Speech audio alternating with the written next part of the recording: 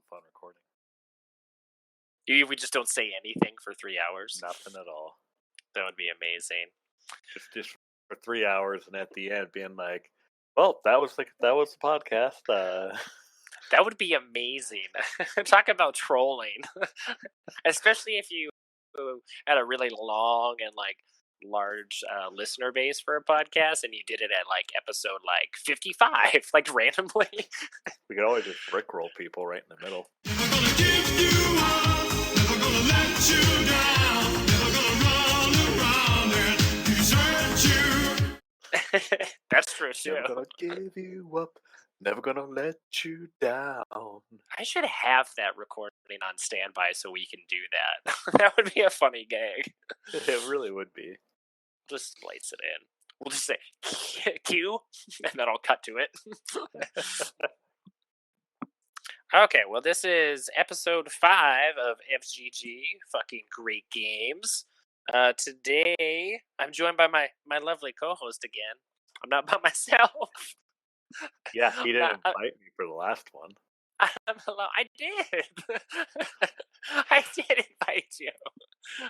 We were busy. Where was the invite? Did you send it in the mail? I didn't get a card that's saying, "Hey, John, would you like to come to my podcast?" What happens if you got a postcard 3 days from now? I was like, it's COVID, man. I don't know. I sent that February 20th. I don't know what happened.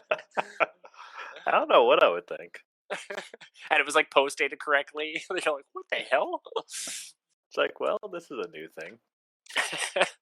So last episode, I did a rundown of the E series, and today we're going to be talking about Half-Life.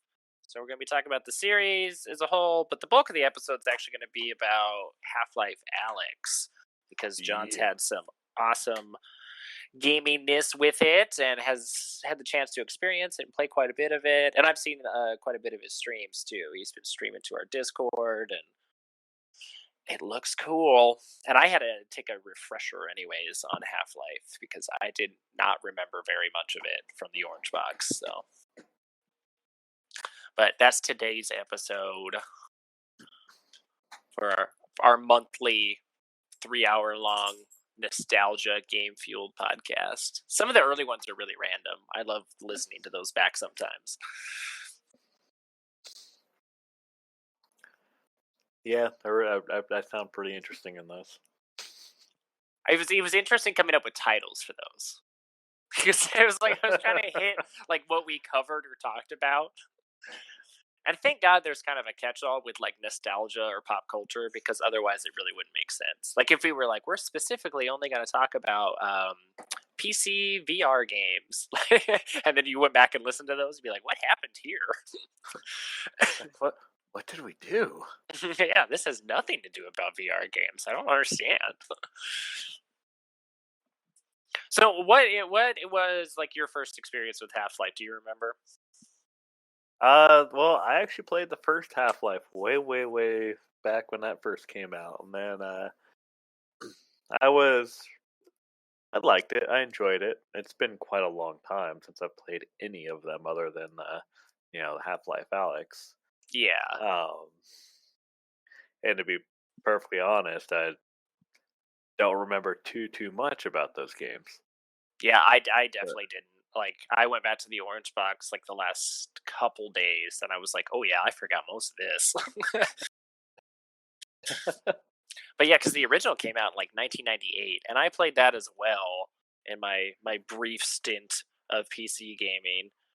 I vividly remember playing the now famous demo for it. And then I played through the whole thing, but only once, and then same deal back in 1998. So a while ago. Oh, excuse me. And I enjoyed them quite a bit, but like I said, I don't remember too much about them. It's I was excited for Half-Life Alyx when it was announced, but I was also very skeptical. Because before Half-Life Alyx, the only games I really cared for were Beat Saber and I have like 300 hours on that game, and Yeah. It's a good game though. yeah, I have more time on that game than I do Fire Emblem. That's surprising, to be honest. And then um, Robo Recall. Yeah, it seems like a lot of VR games on the whole, and you and I have talked about this, but like are more like experiences or almost like tech demos. Like, look what it can do, but not And really full-fledged experiences. Like, you know, think of any big AAA title for either PC or console where you're like, oh, I can play this like start to finish, and there's a story and there's gameplay mechanics and yada yada yada, fleshed out experience and full Right. game. Like, doesn't seem to really exist No, a whole lot. They really did. They really, like most games really are a tech demo. Even games like Beat Saber. Beat Saber is, you don't do much in that game. Yeah, it just You has a know, compelling gameplay loop. Exactly. And same with Robo Recall. Although it's a little more complex than Beat Saber, it's more of a look, you can grab things, you can rip them apart, you can catch bullets in midair, throw them back. Oh, I lied. There's a third game that I like, Super Hot for VR. It's a lot Super of Hot, fun. I've heard great things about. That game's great both in and out of VR, but it is a lot of fun in VR as well. Yeah, that's one because I definitely want to invest in because I'm primarily in the PlayStation or Sony ecosystem. I do want to get a PSVR, even though it's considered like it's a budget VR is kind of what it comes down to. But Super Hot is one I want to play on that, and it's available for me to play. Yep, no Half-Life Alyx for you. No, unfortunately not. That makes sense though. I didn't realize this, so I did a little bit of research on just the Half-Life franchise in general, to kind of fill in my gaps because it had been so many years since I played a Half-Life. I didn't realize their main publisher was Sierra for years, and they actually had like a pretty bad falling out with Sierra when they launched Half-Life 2 along with Steam, all the way back in 2004. Right. And I didn't realize that that had created a rift or bad blood. And then, I mean, it makes sense why they didn't need a publisher anymore because they created their own platform. Right. But I had no idea because you and I have talked about Sierra quite a bit, especially in like the old school FMV PC games and that genre. A lot of them were published by Sierra, which I kind of wonder what they're up to nowadays. Well, their parent company has merged with Activision. Oh, okay. I didn't know that. Yeah, they merged into it. The company is Vivendi Games. They merged in 2008. I had no idea. So as far as I know, the name Sierra is probably just gone now. Yeah, not as we knew it. Exactly. That it makes was sense. the brand name was kind of revived because there's been a lot of re-releases with Activision. A lot of Sierra game re-releases since like it was like 2014. And do they keep the OG like Sierra logo and stuff on it? I don't know, to be perfectly honest. I'm wondering if they. I mean, they own it outright, so they wouldn't have to. But I wonder if they kind of use that to spark some nostalgia. Because I remember that logo pretty vividly. It was a very prominent splash screen for a ton of games. It was on everything. It was on everything, yeah. At least, everything in my childhood, because half the games I played for PC were Sierra. Yeah, same here. Like I said, I remember it vividly, and we're looking at 20 plus years ago. Who would have thought, point and click games would move from computer to your phone? Oh, I know, yeah. Because we kind of had a conversation on the Discord today, actually, about that. Because you were talking about Star Wars: The Old Republic runs better on your cell phone than it did originally. Yeah, that tells you how good that game was, because that game is so beloved, even by me. Yeah. But man, it ran like ass on the original Xbox, which is what I originally played it on. It Yeah. ran like ass on computer. And I know I'm not alone in this because I've talked to several other people about it. It's like, wow, we were so forgiving of that game. If something like that was released today, man, that game would have been review bombed on Steam. You know, it would have Oh yeah, been it would have been Fallout 76. yeah, it would have been Fallout 76.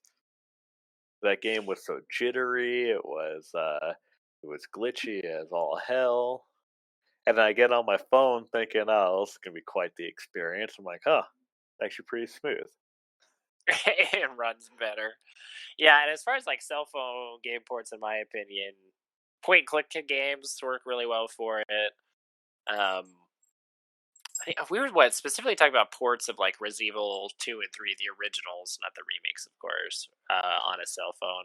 They are Actually, kind I of think tanky and slow, but I personally would not like to have those games on a cell phone. It just seems like it would just automatically be the lesser version, so why play it? yeah, I can't say I blame you there. Yeah, and that's just my opinion. I mean, I'm sure there are some clever programmers and designers out there that could get something to work where it would feel decent, but Well, I mean, there are plenty of emulators out there for just anything. true. You can emulate Windows 98 on your Mac if you really wanted to. Oh yeah, it's crazy now that we're far enough along in like the software sense. You know, even hardware from the equation, where it's like you have to run legacy builds to play some of these old PC games, or find an obscure copy that was published on a console. Yeah, I have a Windows 95 computer. I used to play MechWarrior 2. See, and that makes sense. Yeah, to have a designated build for stuff like that. I've actually considered doing that myself. You know, because when I PC gamed, it was in the late '90s, and so all of my memories of PC games that I really enjoyed that added to the type of gamer I am now are from that era. So I would probably have a designated build just for that. Although a lot of the like FMV games and stuff you can find on consoles. Yeah, a lot of stuff's getting remade. I was surprised to see Day of the Tentacle get remade. There are some Like, weird yeah. ones nowadays where like I'll see stuff come up and I'm like, really? It's like I feel like we're kind of digging at the bottom.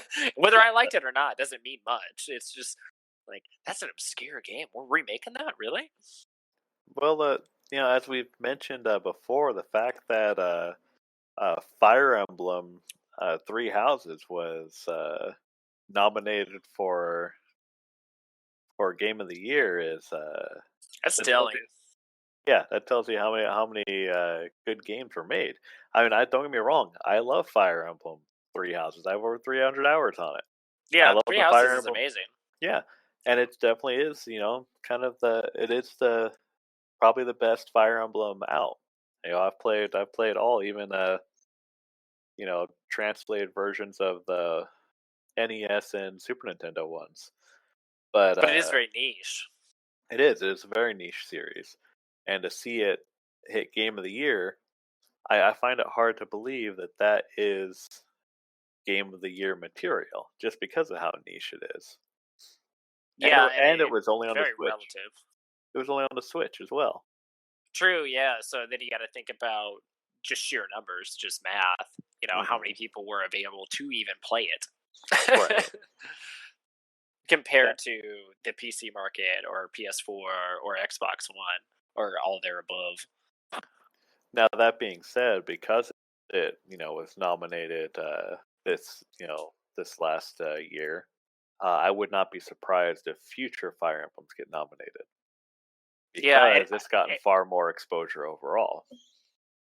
I definitely picture it being one of those series now where, and I've seen it in the last few years with more niche series, but as like people kind of, we have a lull in a year, and so gamers want to be satiated, so they expand into some of the niche franchises that have been around for decades, and then because of that, it almost gets a boost in popularity.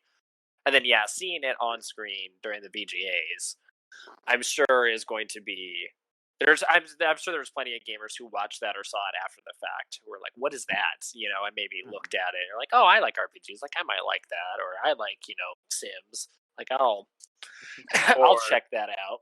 or I have a Switch. Maybe I should get that.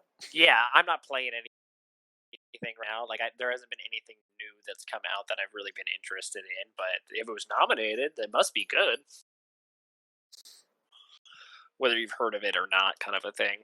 Last year was Right. a really slow year. I remember doing the wrap up podcast for the year with Ariel for Rage Quit, and yeah, we really like beat that horse to death because everyone was saying like how great of a year it was, and you agreed, but it was like it's been a slow year. There hasn't been that many. Like 2019 was not a dud per se. There was good titles in there, but not as like verbose as other years have been.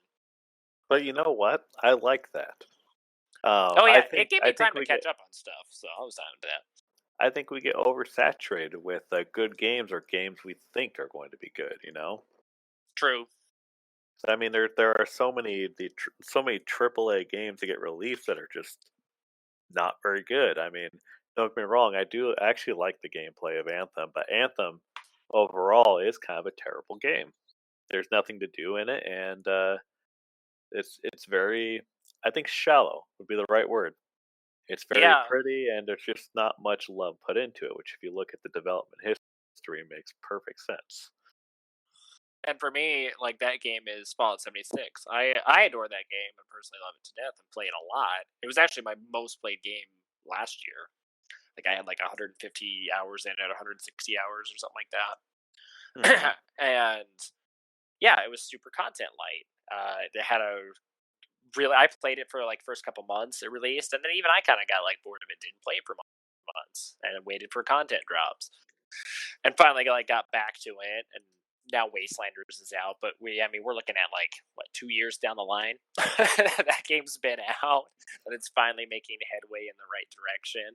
And that Well, was talked about in ad nauseum so much because there really wasn't anything else like coming out last year, and then the year before it was kind of lost in the shuffle because there were so many good things coming out.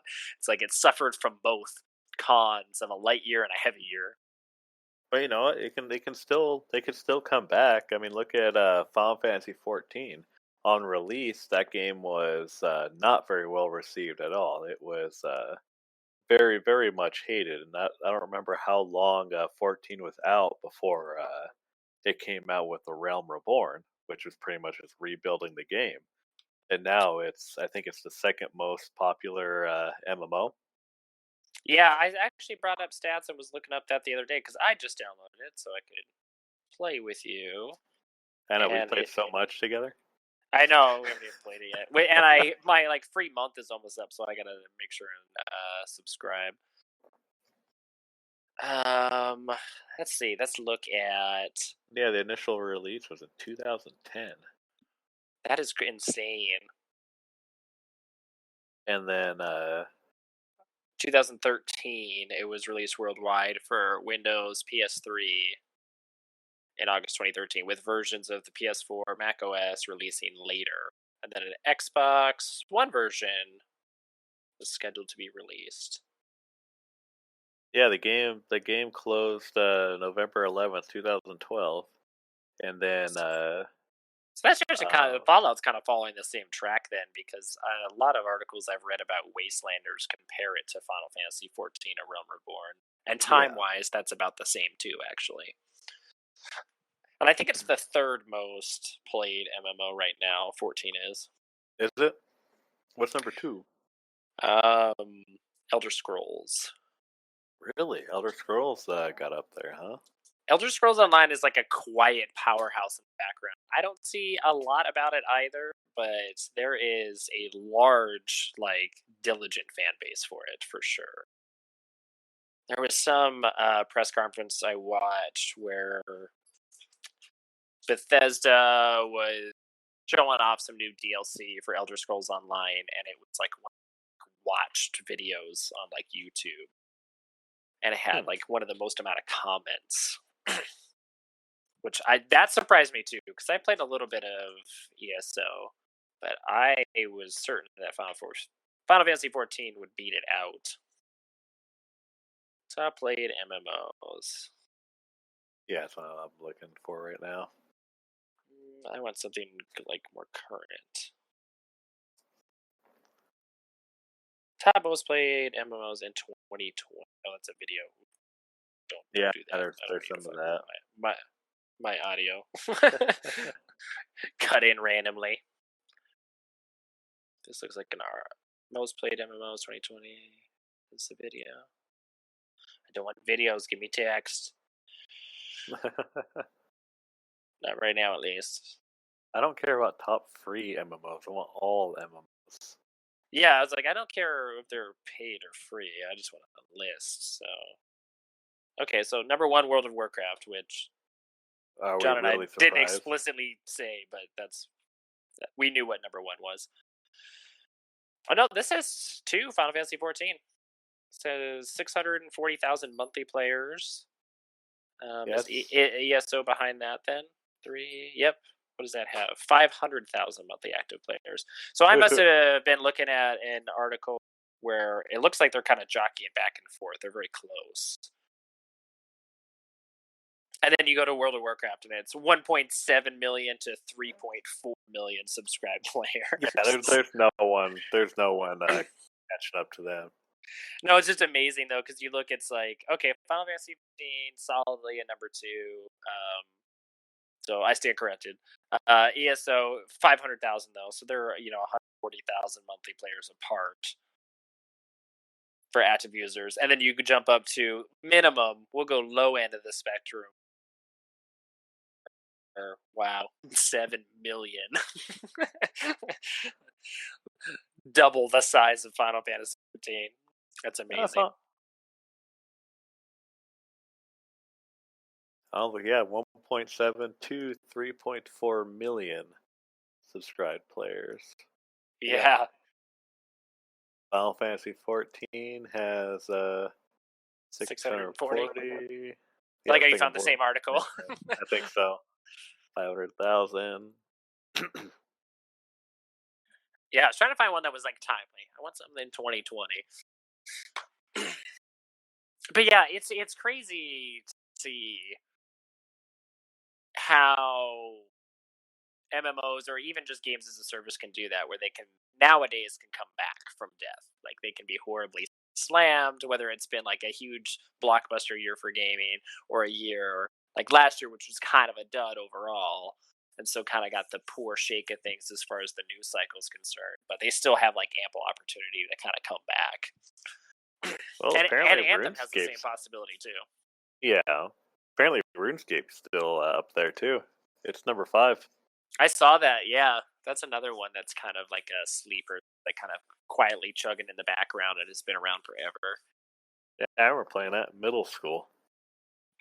I played a little bit of it. Yeah, we would run the God, I can't remember what they were fucking called. The websites to get around the school security. I can't think of what they're called. Oh yeah. Well, Loxable or whatever on the browser.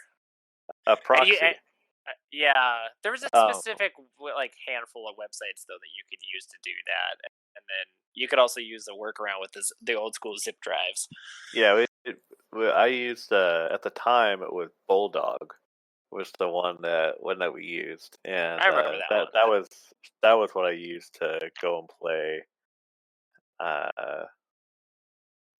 RuneScape. That's awesome. I forgot about that. Yeah, we used to do that all the time. Black Desert Online. God. I'm tired of hearing about that one, to be honest. That's not very good.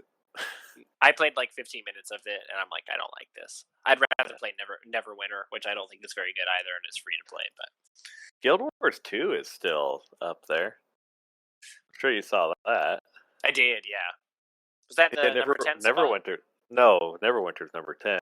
Guild Wars 2 was number 3. Or number 4, excuse me. Right behind ESO. Yeah, right behind ESO. Interesting. Mm-hmm. All right, well, that's enough of looking at those. The only games in there I play are Final Fantasy 14 and the Old Republic. Yeah, and for me, it's Final Fantasy 14 now. I've pretty much just started it, and I played and streamed quite a bit of Elder Scrolls Online when I first started streaming. I played a little bit of that. I pretty much got into it as soon as the Morrowind expansion came out. That was one of the reasons I wanted to play it. And I was around when I was playing it too. I didn't That's get very funny. far. I only got up to like level 30 or something like that, and then just stopped. I enjoy it. It's more similar to the Scrolls franchise than people want to believe, but it's, for me, it's the scope. It is so, like, I have sometimes with that with MMO in general, but the size, especially if they're long running, is so gigantic.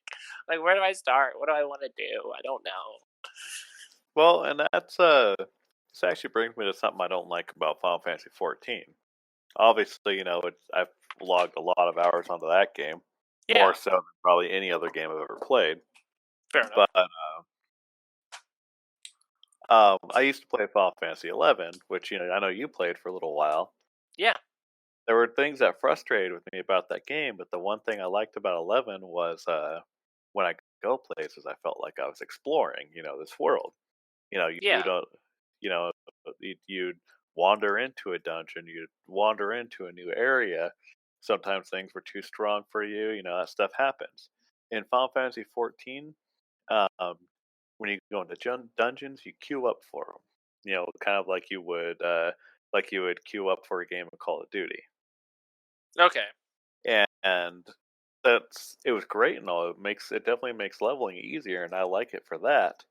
But I don't feel like I explore in Final Fantasy 14. And that sense of exploration is a main kind of tenet to games like that. Yeah. But that being said, obviously I still really like the game. The story is, to me, very good. Even the Realm Reborn stuff, which a lot of people find to be pretty cringy, at the very beginning, but I still like it. I just think it's campy, and I like campy. Yeah, and for me, I've started playing the beginning of it, and I could see how people could find it kind of kitschy, but I find it like almost like a homage to like older Final Fantasies, older RPGs, because they by nature they were campy, and so it's like it's a good like gateway in for me, and so Right. I enjoy the dialogue, I enjoy the story beats so far, like. One of the things I was reading about it, there's plenty of like starter guides online by journalists about Final Fantasy 14. Somebody on staff, loves the game and has played it since the beginning, so they write a starter guide for people who are new like myself. And I was just kind of browsing through them because, like, I get most of my information from you about Final Fantasy 14, and you and I align on games for the most part. So it's like I was just curious, kind of thing. And a lot of people were like, one of the things that's going to dissuade you or might dissuade you from Final Fantasy 14 is it's slow. Like, it's slow in the beginning. And I'm like, I actually kind of like it, the change of pace, going from like being very fast paced to a slower game that I can just sink, tens of hours into to get where I need to go, but I can chip away at it over time.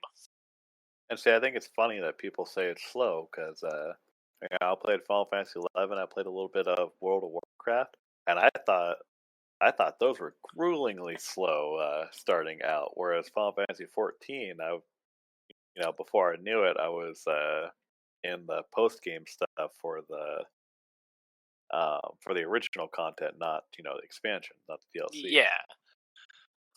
Yeah, and I feel like I'm making progress. Like, I hop on occasionally and we'll spend like an hour or two, and like I'm leveling up consistently. I'm doing things consistently. I'm like talking to people, different people, quest givers and stuff consistently. I'm getting new items or equipment, whether I'm buying them or finding them or learning more about the game and the world. Like, I don't feel like unsatisfied at all. Well, and getting into endgame content isn't very hard either. The hardest thing about endgame content is the people who you're running endgame content with. Like Makes sense. they have things called statics, which are just what people will get together for doing the high level raids and trials and whatnot, and they schedule a day out of each week to go and do this from this time to that time, and that's fine and all, but man, those people are way too serious about the game. They treat the game like a job, not a game. It's pretty Yeah, frustrating. They use parsers, third party parsers to see how much damage you're dealing and all that fun stuff. Doesn't matter what class you are, if you're not quite meeting their standards for damage output, you're cut. It's like God damn. wow. Oh Yeah, yeah, and I they don't get play pretty games crazy. like that. Yeah, that's one thing I think we've lost in recent years, probably just as the industry has gotten older, and now we have very active multiple generations of gamers at the same time. There are a lot of gamers that like treat it that way, but for me, it's like I wanted to slide back just like a skosh and be more focused on, is this game fun? Like, and I want a fun experience because it is a game, like you're playing. And sometimes they get too serious, and that is a very serious kind of tact. Like you said, treat it like a job, and it's like, okay, well, we all have jobs. Like, I don't want to play this I play games to not and think treat it about as my a job. job. Yeah, that's what I mean. It's a form of escapism and entertainment, and is a part of pop culture. And I don't want to worry in ad nauseum about my player character's stats and if I'm going to be included in this raid or not because someone is observing me. Like, I don't know. That's a little intense for my liking. And that's also why I tend to play a lot of single player games as well. Same here. Because I don't Yeah. want to deal with that. Games like Half-Life Alyx, for example. Yeah, to come full circle. Right. Well, it's a long format podcast, so it's like, and I'm taking timestamps, so. Oh, you're good. I'm not complaining. Yeah, Half-Life Alyx. I actually only have 17 hours on that game, but Oh, I I thought am you on. had more. You played quite a bit of it, from what Well, I've seen at least. I've been playing it slowly. So I did. I will usually do like a chapter and then get off and things like that. Like I'm on chapter 9 right now. That's funny because I'm playing right now Final Fantasy VII Remake the exact same way. Like, I kind of want to savor it, and I don't want to blitz through it because I am enjoying myself so much that I'm on chapter 8. I think there's 18 chapters, and I've had it. I got it. It was like April 14th, and there's other games that of that length or ilk that I would just blitz through. But I'm like, I want to savor this, so I've been intermixing other games. So I definitely understand that kind of tact. I do the same thing if I find it to be a particular gem of a title. Right. And I do have like my uh, complaints about the game. The main one being Half-Life Alyx is not a difficult game. Can Not you at all. scale the difficulty at all, or? Yeah, I'm on the hardest difficulty. Oh, It okay, is, but there's nothing beyond that kind of a thing. no. It's not a very difficult game, and I get why it's not, but I do wish it was a little more so. Like maybe maybe make some of the more basic enemies more aggressive. It's like you Yeah, have the dudes that have the head crabs, all attached to them. They're very slow moving, and I bet you if there were a room of 12 of them, I could dispatch them pretty easily, assuming I have the ammo. yeah, that makes sense. There does seem to be some kind of survival aspects to it, from what I've There seen. are. There are. Like I was just getting through an area where I was very low on ammo. I had gotten really low on my shotgun ammo. My SMG I only had one clip left and only 4 shots left in the pistol, and there were Yeah, still 6 enemies left.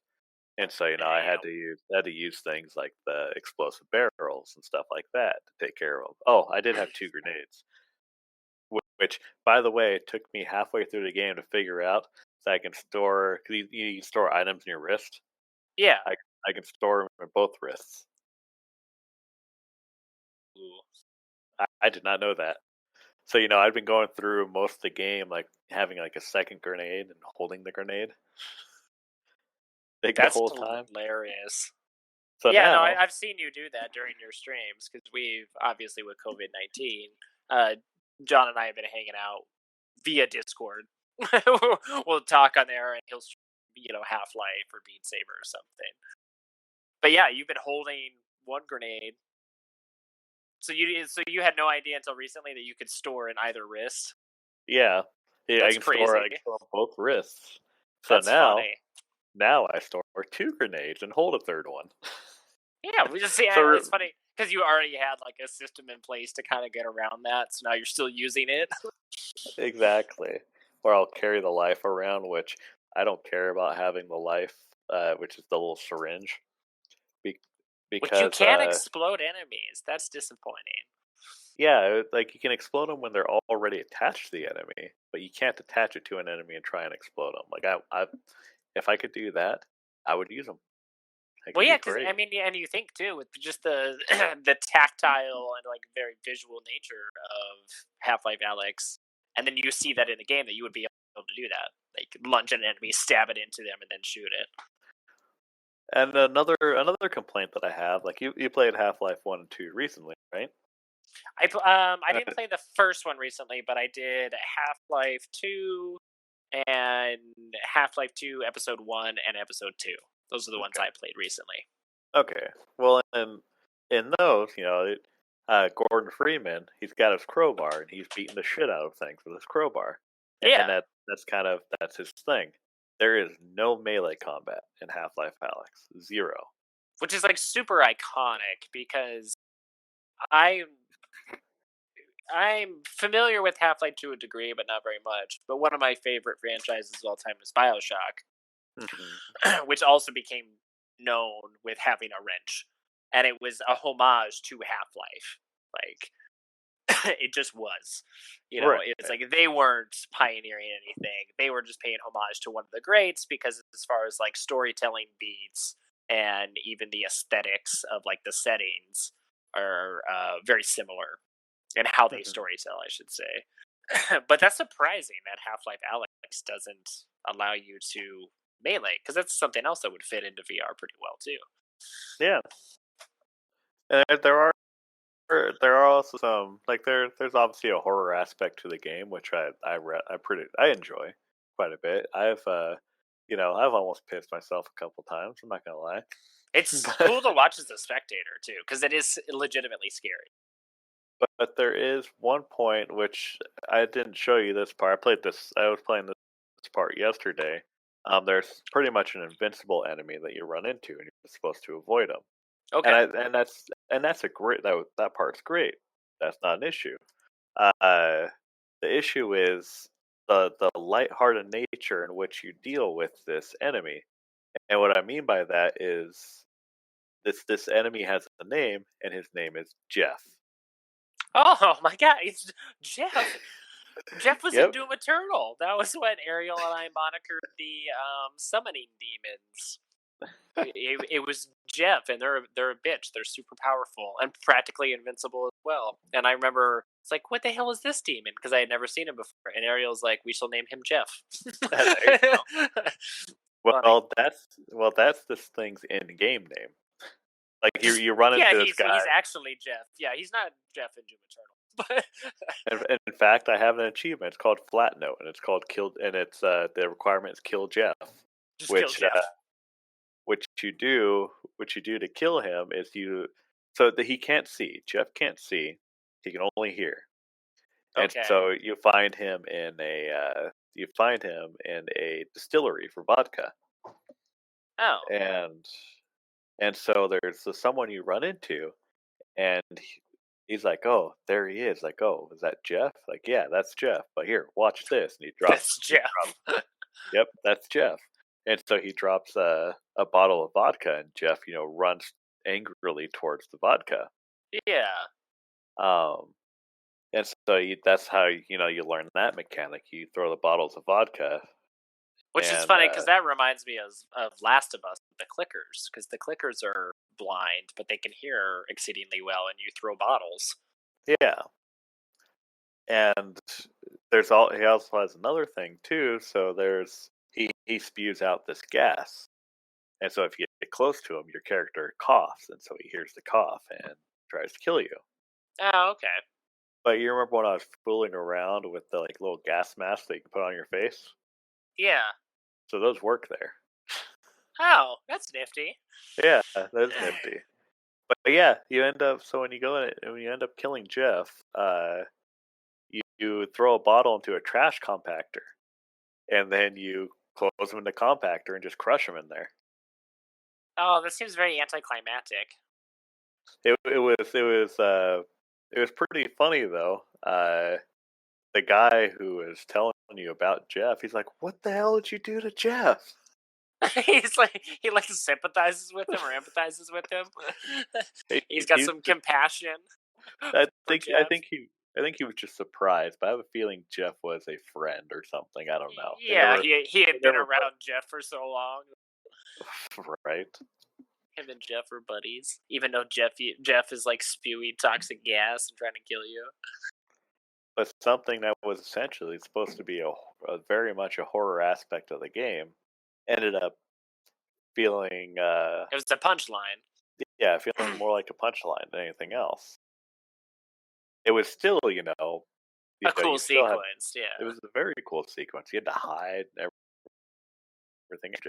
You had to throw bottles. There was a point. I still can't get over Jeff's name. Just especially having an actual monster or horrifying creature, and in game his name is Jeff. I can't get over that. Exactly.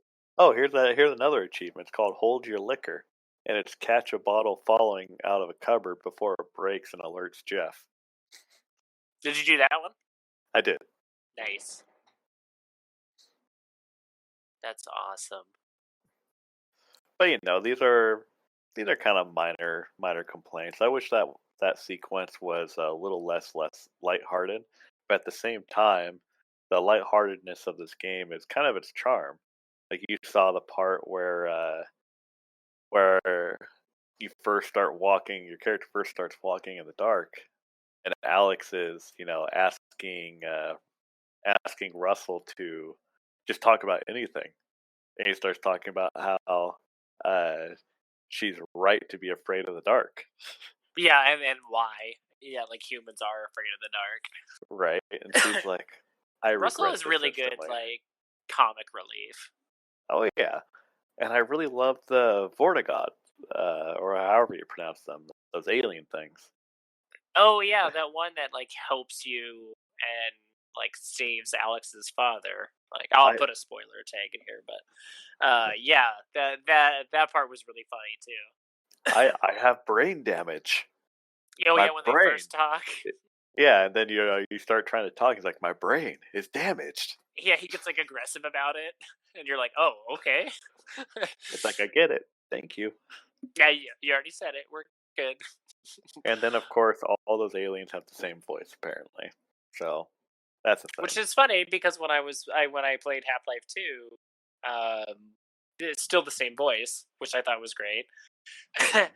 And again, I noticed a lot more of the oddball kind of humor too in Half-Life 2. And then I didn't realize, because I didn't remember, that Alyx Vance is in those ones. She's in episode 1, 2, and Half-Life 2 itself.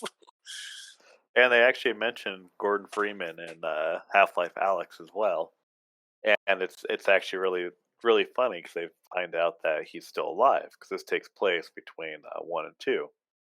But they find out that Gordon Freeman's still alive, and Combine have him. And so now your mission's gone to, well, we gotta save him. And then he single-handedly saved humanity once. Now he won't have to be alone, type of deal. And she ends up asking Russell, it's like, what's with the crowbar? And he's like, That's "Oh, amazing. you mean Gordon Freeman's crowbar? He broke out of the Black Mesa incident with the crowbar, with only using the crowbar." She's like, "Wait, is that true?" And he's like, "It's true. That's what people say." So, Russell's great. Yeah. Excellently written dialogue too. It really is. Not. I love it. That's fantastic. Yeah, I noticed like that kind of humor bleeding in or from rather like Half-Life 2. Like like in the very beginning of Half-Life 2, um, you're on a train and then it like stops and stuff, and you have to go through these checkpoints, and it's very much world building. You can't really interact or do with much, but you get to this guard, and he tells you to like pick up this can and put it in the trash can. And it's like right at the beginning, but so I picked up the can. And I was like, "Well, fuck you!" And and it tells you how to throw. So I threw it at the guy's head. As soon as I did it, the electric baton comes out. I'm like, "Oh shit!" Okay, didn't expect you to react that way. I mean, I did hit you in the face with a can, but this game's like 15 years old, so my bad. So, and he calms down though. He doesn't kill you. Then I picked up the can and I put it in the trash can. But then every time I would walk close to that guy, the baton would come out and he would just look at you. He didn't say anything. He just stared at you. Well, it's fun. It's funny that you mentioned that because at the beginning of Half-Life Alyx, when you're kind of walking through and you're essentially trying to reach your dad at your guys' home, and the Combine are arresting him, and so Yeah. you're standing there with you can put your hands up and whatnot. Um, I'm going up to that Combine that's pointing his gun at me, and I'm touching him and the gun. And he just pulls his gun away, and that's it. And I'm like, God, if I were that guy, I would have just shot me right there. Well, yeah, like when I threw the can at the dude's head, I didn't expect him to do anything, but as soon as the electric baton came out, I was like, "Oh, I'm dead. He's just gonna like electrocute the shit out of me, and it's gonna fade to black. I'm gonna like black out or something, and it's gonna respawn." But no, he just like put it away. And then if you put it in the can, he lets you buy. I'm like, "Oh, okay." I'd be pissed. I'd be electrocuting that dude. Right? Fucking threw a can at my head. Fuck you. Fucking hey, that's considered assault if you do that to a police officer. He was already being an oppressive asshole though, because he was like, "There's all this trash everywhere," and he points to a can. He's like, "Pick that up and throw it away." I'm like, why don't you pick it up and throw it away? You've been standing here for fucking 12 hours or whatever. There's all this trash. You could have been done with this by now. His hands are full of a baton. It only takes one hand. He's got another one free. And the other one's playing with his dick. Probably. I'm looking at all of these achievements now. Yeah, I was going through and looking at some of the achievements for the Half-Life episodes because I did finish it, but I didn't do everything in it. Definitely enjoyable though. If people have the orange box and can't play Half-Life Alyx, I do recommend going back to it. It holds up. Yeah, Half-Life Alyx is just it is a lot of fun. Oh, there's an achievement for smashing 50 glass bottles. Oh, that's funny. I'm like during 2 away the from doing vodka it. section. Just in general, I'm 2 away from it. Oh, that's close. There's one with interacting the playground. Oh, that's funny. Test your grip on a head crab heart. You like grab one? Can I? You like squeeze it? I want to do that. I totally want to do that. I know what we're doing after the podcast. Fucking A. But I have to find one of them. Yeah, I don't know about that part. I want to see it though. Yes, well, we'll have to try. Oh, you can. Well, one thing that's really fun to do is when you're in a firefight and they're throwing grenades at you. So you have your gravity gloves, and you can actually use the gravity gloves to snatch a grenade in midair and throw it back. Oh, that's awesome! Hot potato. Right? And if it lands next to you, you can pick it up and throw it back as well. Nice. That's kind of a cool gameplay feature because they have that in a lot of like modern first-person shooters where you can like toss a grenade back. Mm-hmm. But probably, I would imagine more fun in VR because you're like physically doing it. Well, that brings me to another thing I like about the game. Is I like being able to physically loot around and grab things. So, like, if I'm looting a corpse, I turn the corpse. I physically turn the corpse around to try and see if they have any ammo attached to them or anything like that. Well, like the other evening when you were playing, you had to physically crouch, right? When you Yeah. were being like, you had like swarms of enemies coming on you that were intelligent. Obviously, they're shooting at you and throwing grenades and stuff. But you had to like crouch for cover, didn't you? Yep, I crouched and I would physically duck out and shoot and physically duck back. And See, that's cool. yeah, that was That's really immersion right there. it is a lot of fun. Yeah, I'd have blast with that too. Like physically making those motions. It's so different from using a controller or any other kind of input. Yeah, you don't use a controller, you use two controllers. Yeah.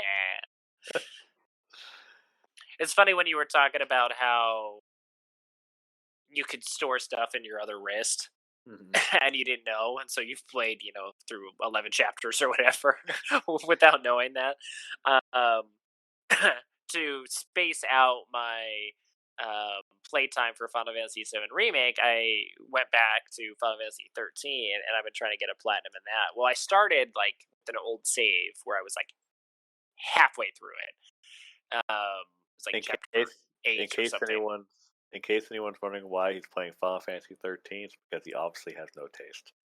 Oh, that game holds up better than I think I remember. Actually, I didn't like the game to begin with, but that's, it's not my favorite, but it's not even my top 5 by any means.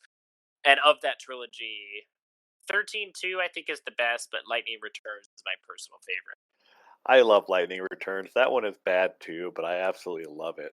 It's like It is bad. I'm I think Final Fantasy 13-2. Jesus.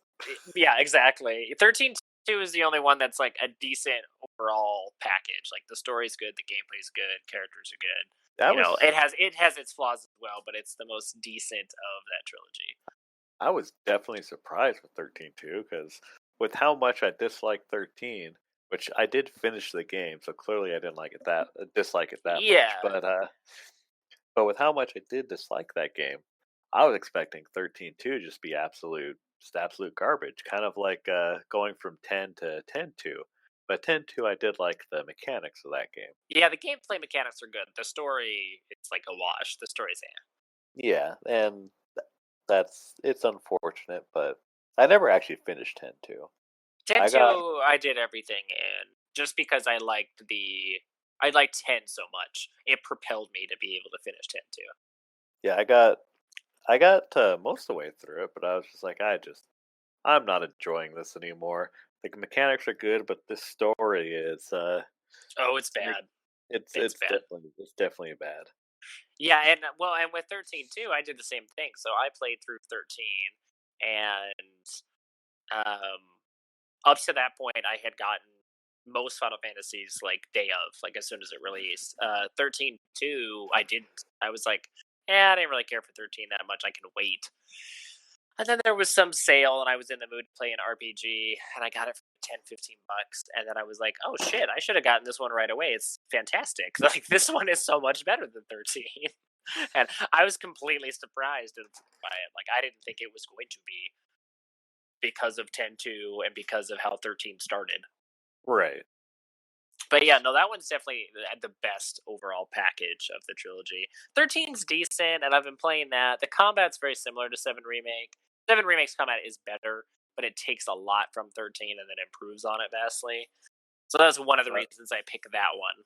I would hope if it's going to take things from 13, that would improve, because I thought the battle system in 13 was... Yeah. I just didn't like it. I didn't like it. You control your movements. You can evade and guard in real time, which is really nice. Then you can slow things down if you want, and you can command your other characters to do certain abilities, like to heal you with magic or use an item. Okay. Their active time bars fill up depending on the amount of damage they do, and depending on what moves they do, it can fill up faster. So you have to make sure that they have action bars available to be able to like cast a spell or use an item or to use a special ability that only they can use. But you can control them, and you can switch between the characters at any time as well.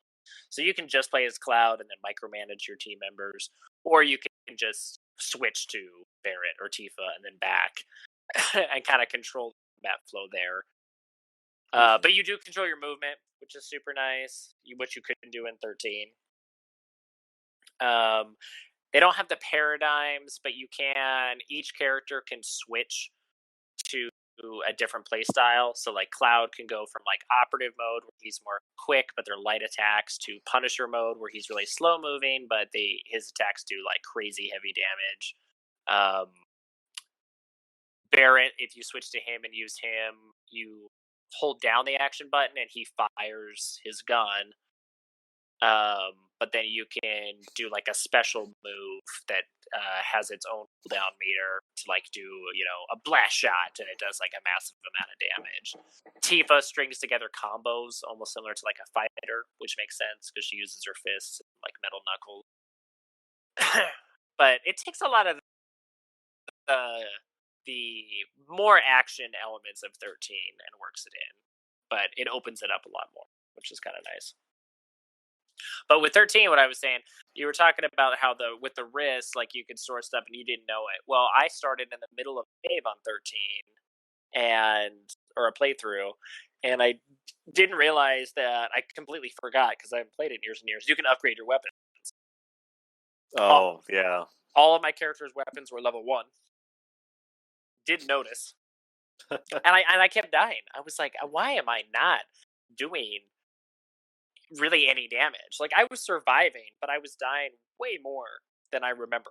And I was like, what? Why is this? And 13's pretty forgiving, so like if you die in a battle, it starts you just right before that battle. It's not taking you all the way back to like a crazy distant checkpoint or something. So it wasn't like that much of a loss. It was just like an irritant. It was just repeating. It was, yeah. So there'd be some just regular, enemies that I would fail that battle like 2 or 3 times, and I'd have to do it again and do it again and do it again. It was repeating.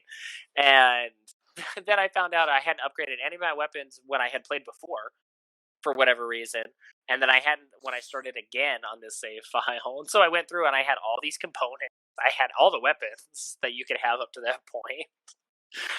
And I went from like a level 1 weapon to like a level like 30 weapon in one fell swoop. And it's like it takes your damage from like 33 or 24 to like over 100. I'm like, oh, that'll help. You went from being dominated to dominating. I haven't died completely dominating. Yeah, because I'm pretty thorough in those kind of games as far as like searching and inventory management, and swapping things out, and getting experience and stuff. So like everything else I had down pat except for that bit. So yeah, I was just being dominated, being fucked over and over again, and it was kind of making it a more tedious experience, and it's already not one of my favorite Final Fantasies. And then once I realized that I had completely forgot about the crafting for the upgrade system, I was back to normal. I was like, oh, now I'm rocking it. I have plenty of abilities and experience and weapons to do this. But it's like the wrist thing where you just didn't realize, like, you're doing it and it's fine, but it is super helpful. It's just one mechanic. It's very helpful. And then of course, I was like, oh shit, I can store a thing in my wrist, and my other wrist, and then I forgot that I did that. And because you're so used to playing the other way. And so I'm in a firefight, and I'm like, God, I wish I had a grenade. And then I lift up my other hand, and I notice there's an icon for grenade in the wrist. I'm like, oh yeah. I do have one. I forgot. And then what did I do? Not use it and kill them all with my gun. Yeah. And I still have that grenade now. Play games the same way, though. We always play them on the hardest difficulty, and usually make things more difficult for ourselves. Sometimes intentionally, sometimes not.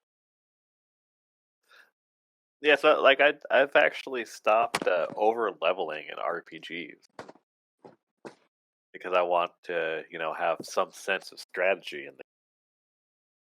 So I remember grinding and grinding to get a level to where I completely dominate the boss.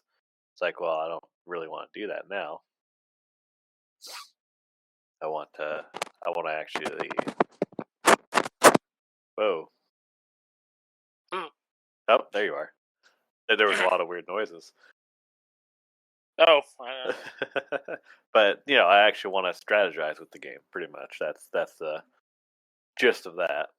yeah, you want some level of difficulty. Yeah. Yeah, and that's why, like, with 13 in particular, I'm more excited to trophy grind for it. There's, like, the meta game for me, and get to the end game kind of content, which I didn't really experience the first go around, so. I am kind of excited, though, to get back into the Orange Box and play through. I know I Yep. finished all of them, but it's been such a long time. I haven't played the Orange Box in years. I haven't, not since it came out. Yeah. Which Everyone was pointed out. the release of Half-Life 2 Episode 2. Right. Think about bang for your buck, though, because this wasn't even full price, and it had, 5 games in it? And they were good games. God, Portal. I can still go back to Portal. Play the hell out of that. Yeah, Portal I really enjoyed. That one was the one out of the Orange Box that definitely grabbed my interest, and I played through a few times. And then I don't play a lot of online games, but I played a lot of Team Fortress 2, actually. I used to. I haven't played Team Fortress in quite some time. Yeah, I enjoyed it. It's one of the few online shooters that I really got into and enjoyed. Doesn't happen often, but when it does, I'm usually all in. I did the same thing with Bioshock 2. That had an online multiplayer component, and obviously not known for multiplayer, but I played a ton of that. Right. I haven't played a lot of Freedom Wars. Yeah, we can kind of segue into that. So, what Yeah. have you been playing recently? So, Freedom Wars. Yeah, I've been playing a lot of Freedom Wars and No Man's Sky because apparently I like punishing myself. What do you mean by that? Oh, it's No Man's Sky is actually it's actually a lot of fun now. But there are things that are very irritating with the game, like the manipulating the terrain. So you can manipulate the terrain so you can easily place a base down, flatten it down, everything else. But there's only so much that you can manipulate the terrain before what you've done in the past, comes back and pretty much just comes back. Like I'll have my base all built, and then I'll be on a whole other planet, and I'll find some ruins, and I want to dig out these ruins. And it's like awesome. There's some cool stuff here, and the ruins look pretty cool. And then I'll go back to my base, and it's completely covered in a mountain. And I'm like, what the hell happened? And then I find out that there's I forgot what they called it. I think it's terrain complexity or something like that. I don't remember what they called it in the game, but yeah. So but there's a limit, so it reset what you had done at the beginning of that chain. Yeah, and I'm like, God, freaking damn it! That would be frustrating, especially if you didn't know. So you're going back to a clusterfuck without even realizing it. Right. And so now when I build bases, I try not to manipulate the terrain at all. However, that one, which unfortunately it is my main base, it is what it is. So now you have a conservationist kind of attitude about it. Pretty much. It's like I gotta protect the environment, otherwise the environment will fuck me up. Yeah, that's one I've been again watching you play it. I've actually been interested in. Obviously, I knew of it, but I've never really talked to anybody who's played it, and I've heard of the redemption arc of it.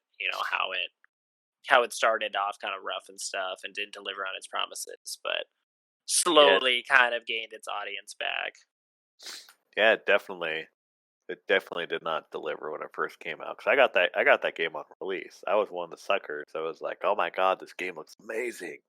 No. And so I pre-ordered it, and I was like, yes. And then I started, and I was still having fun with it, but I was like, how do I play with other people?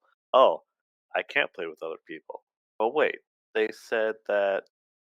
Oh, whatever, fine. It's like, okay, so can I build a base? No, I can't build a base. So there's no real crafting. I can upgrade my ship. All right. And there we go. That's about all I can do. There's a story, right? It's like, well, kind of. Oh, sounds There, very bare bones at release then. it really was. It was. It pretty much. Yeah, it really was just it was really nothing that was promised, and that's why people are upset about it. That the company got far too ambitious with what they want to do with the game, and were unable to deliver. And so, That's unfortunate. instead just released it. That being said, they've slowly been doing updates, bringing out more and more and more uh, uh, features, and so that's been good. Like you now can run. I just figured out. I think it was a couple weeks ago that I can run into random people in the galaxy, not just in this sort of like Destiny like hub. Oh, okay. So you But can run into him out in the wild. yeah, because I was at a shop and I get out of the shop and there's the little text box pops up. Someone saying hello, with the question mark. And I look and like, oh, there's a guy there. Oh, okay. So like Hello. a world chat. Yeah, I was like, I did not realize I could read people in the game. Like I didn't realize it either. Oh, that's funny. It was the first time for the both of you. Right. But I mean, it's the game. The universe is pretty large, so the chances of you running into someone just randomly is actually pretty slim. Outside of that hub area. That makes sense too. So it's like, yeah, the odds of it happening, I mean, it would kind of lend credence to, oh, this probably can't happen then. Yeah, and I get the strange feeling that they were banking on that when the game came out. It's like, oh, the universe is large enough, you can run into each other, but what are the chances of that happening? He had not noticed that it actually wasn't feasible at the time. Yep. And not realizing that there's people on the internet who will find a way to be in the same spot as the other person, which they did, and there was And those articles I read where yeah. they had live capture of them being in the same location at the same time, but not interacting with one another because they couldn't see one another. Well, what's funny is they actually kind of put that in the story as well. Later on, not during that time. Yeah. So, like at some point in the story, you're trying to meet your character in there is something called a traveler, and you're trying to meet up with another traveler. He's gone through a portal to try and get to you, and so he gives you his coordinates, and you give him your coordinates, and so you guys go and try and meet up, and you guys are in the same place, but you don't see each other, and you end up finding out that uh, you're technically not in the same place. You're in another universe, a different universe than this person. I like how they like retcon that into the story. That's funny. And I don't know if it was retconned in, but it was definitely kind of an interesting concept. And then you just find out that the whole universe is a simulation essentially, and the simulation is about ready to break down. Not the Matrix. Right, pretty much.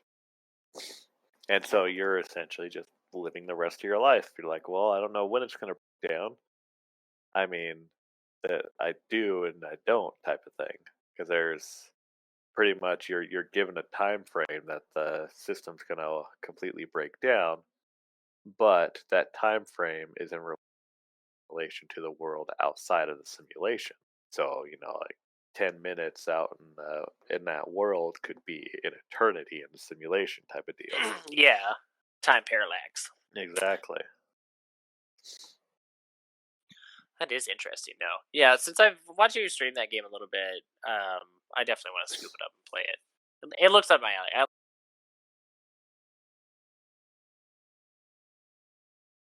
like game. I think I didn't pick it up right away on release. Would have been a little too bare bones for me, but all the crafting and stuff that you show me are like bases and ships and exploration and stuff. I mean, it looks like sci-fi Minecraft, so I'm down with that. Yeah, it pretty much is. There's not really too much point to the game. There's a story. I think the majority of people aren't going to be into the story though, but I enjoyed it. I kind of like the just text-based storytelling that the game has, as opposed to showing uh, s- these highly detailed and rendered cutscenes. Yeah, 'Cause I I think feel those like have like a place, but not necessarily in every genre.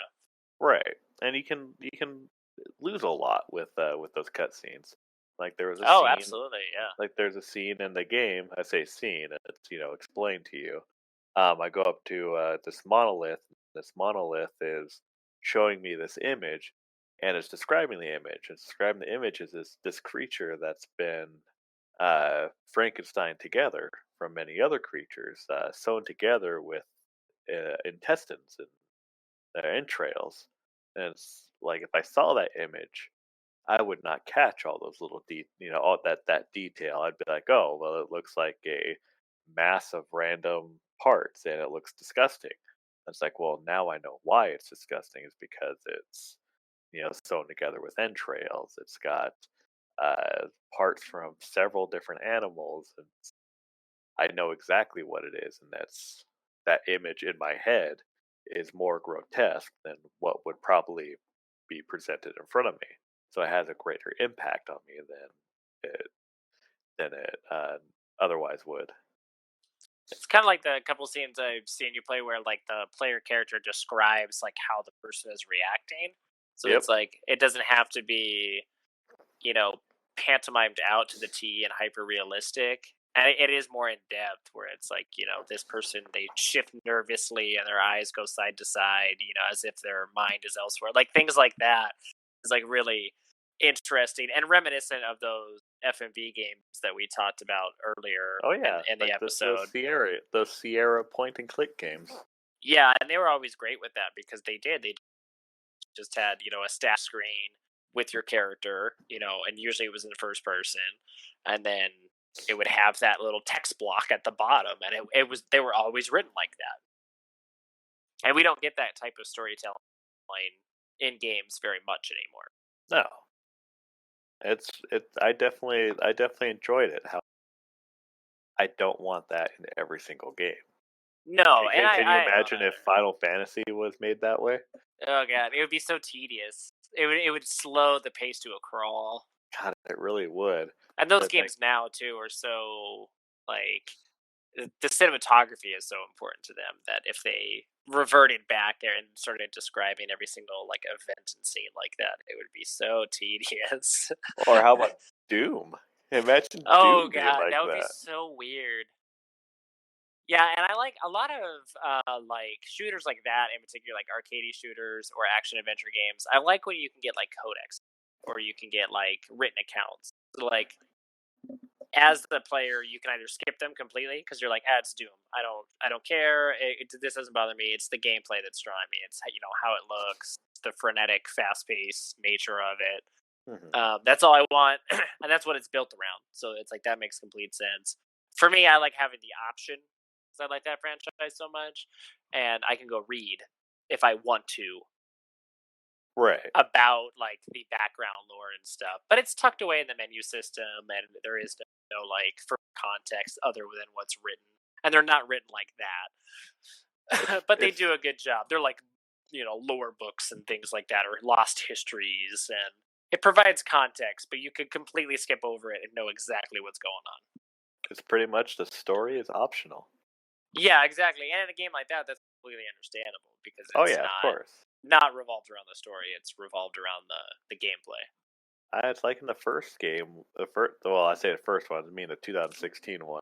Yeah. Um, uh, the Doomslayer is getting exposition dumped on him, what does he do? He breaks the computer. Oh yeah. He's That's like, fuck actually that. one of my critiques of Doom Eternal is the little robots in 2016 where you would get like your modifications and they're like Yeah. floating, and then he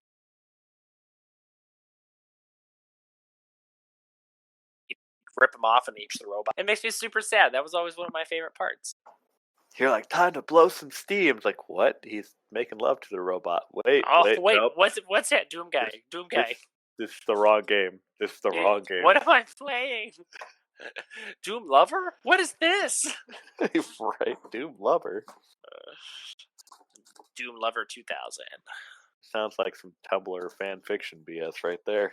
It really does, yes. So you've been Before. playing No Man's Sky and then Freedom Wars. I've been enjoying Freedom Wars. I love Freedom Wars. That game is so dumb and I love it. Freedom Wars is fantastic. I love Freedom Wars. For all you hardcore Vita players out there. The last AAA title. The imaginary people. Hey, I'm going to include in the description, #Vita Island, yo. It's a thing. Right. No, I enjoy Freedom Wars. It's definitely an interesting story. I wouldn't call it good. I mean, it's, it takes place in a post-apocalyptic world, but it's, an anime game, so everyone's got oversized swords and headphones for some reason. They all have headphones, yeah. I always every found them single to be one of them. weird. And then my favorite and also least favorite aspect of the game is so the military of the game is based off of these people called sinners, and what the sinners exactly are, it's not really explicitly explained. But you start off and you lose your memory, and apparently that's a crime for a sinner. And the crime for losing your memory is 1 million years of service. Yeah, because everything is a resource in this world. Yes, including your memory, and everything's a right as well. Yes, or a privilege, I should say, not a right. You get, as you do missions, you get entitlement points, and these points they will reduce your sentence. So you'll do a mission, and it'll reduce your sentence by a few hundred years or a few thousand years or something like that. But you'll also be able to use these entitlement points to get entitlements, to get privileges. And one of the first ones that you get is being able to lay down to sleep. Yeah. And if you don't have that, every time you finish a mission and your character goes to sleep, he will lay down, and he'll have this thing called an accessory, which is just a robotic anime girl person. Yeah, just a robot. Yep, just a robot. And this person will be like, you're not allowed to lay down. That's 5 years added to your sentence. I love it when you, in the beginning of that game, when you're in your cell after you free and you stand up and walk. Yep. You automatically get years added to your sentence because you do not have the privilege to walk. Yep. You end up you get the entitlement for pacing in your cell. It's the entitlement for being able to lay down. Then you eventually get the entitlement to be able to go out of your cell. Yeah. However, if you start running, you get your sentence gets added on then, so you get the entitlement to be able to run for 5 seconds, and then you get the entitlement to be able to run for 10 seconds, which is just crazy. It's a part of a game that I probably would hate, but I love it in Freedom Wars. I found it super funny and charming. Well, that game really, really appeals to the grinding, the grinding that we all love and hate in games. Like, you do you can repeat missions to bring down your sentence. It's pretty much like, all right, how low can I get my sentence before it's ridiculous to be able to do anymore? So, right now I'm at 823,000 years left. So, it's amazing. Almost 200,000 years I've knocked off my sentence. But you still have 800,000 plus years left. Yep. Everyone treats you like shit. It's great because everyone's like, you're scum because you're a sinner. It's like, well, why the hell am I scum? I'm pretty sure I'm the one that's protecting you, asshole. I love, too, the classism that kind of breaks down, too. Like, other NPCs that have better entitlements than you have. Yep. Like, treat you like shit. Exactly. Yeah, they're there's, like- entitled to do more, therefore you're a piece of crap because you can't do what they can do. And so it's like blatant classism, like within the hierarchy of sinners, which is kind of funny too. yeah, it's funny. Like sinners outrank each other, but at the same time they don't. It's like they're all sinners, and so They're all lumped you- together, yeah. yeah, that they're all lumped together, but you get like different clearances. Like right now, I have a code 5 clearance in the game, which, by the way, my room is now white, or my cell is now white because that's a thing. But but anyways, yeah. So there'll be sinners who have 500,000 years left in their sentence, and like, oh, I'm definitely better than you. And then What, on top of that, you get their citizens, which they're kind of like the engineers and working class in general, and they treat the sinners like shit, except for one that you deal with regularly. They like demand you, they give you missions and stuff, and they can just do whatever the hell they want. They go up to you and be like, "All right, you're doing this mission." You're They're like not. They don't ask. indentured There's- serf. They they- tell.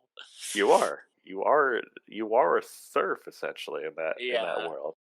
And then you have people that are pretty much like the military leaders, and they're not sinners. They're something else. I forgot what they're called, but they treat that. There's the one that you deal with regularly. She calls you all worthless worms. And then whenever you get your code clearances, there you get this animated thing with this cute little teddy bear, and he's like, "Hey, you've passed your code 3 exam. You're not doing so bad for a worthless drain on society." It doesn't have its own like dark sense of humor, which I always liked about it. But that game's fun, and I found out that there is still a small community that plays online. 3 people that I found. Yeah, I They- need to they've join been back on in for, and like- play. Yeah, they've been on for like the past few days. That's hilarious. What Panopticon did you join? Los Angeles. Yeah, that's the one I always did too. Yeah. I didn't West want to Coast. do New York. Yeah, I didn't want to West do New Coast, York. Best Coast. Exactly. That's hilarious. Have you been playing anything else besides No Man's Sky and Free and Half-Life Alyx, of course? I played. There's the Power Rangers fighting game. Love that game. I still need to edit our unboxing video and post that. That Let's game's see. awesome. Trying to see what I've been playing recently. Beat Saber. Of course. I play a shit ton of Beat Saber. You got Start to do some. playing. You got to do some K-pop songs the other night. That was cool. Blackpink. Exactly. I did play some Super Nintendo games recently. I talked to you about Final Fantasy VI. Yes, which Yeah, I Final want to get back Fantasy into that one as well. And that game, like I didn't like that one originally, but playing it now, it's actually I think I agree with a lot of people who claim it's their favorite. It's like, yeah, it's a very well done game.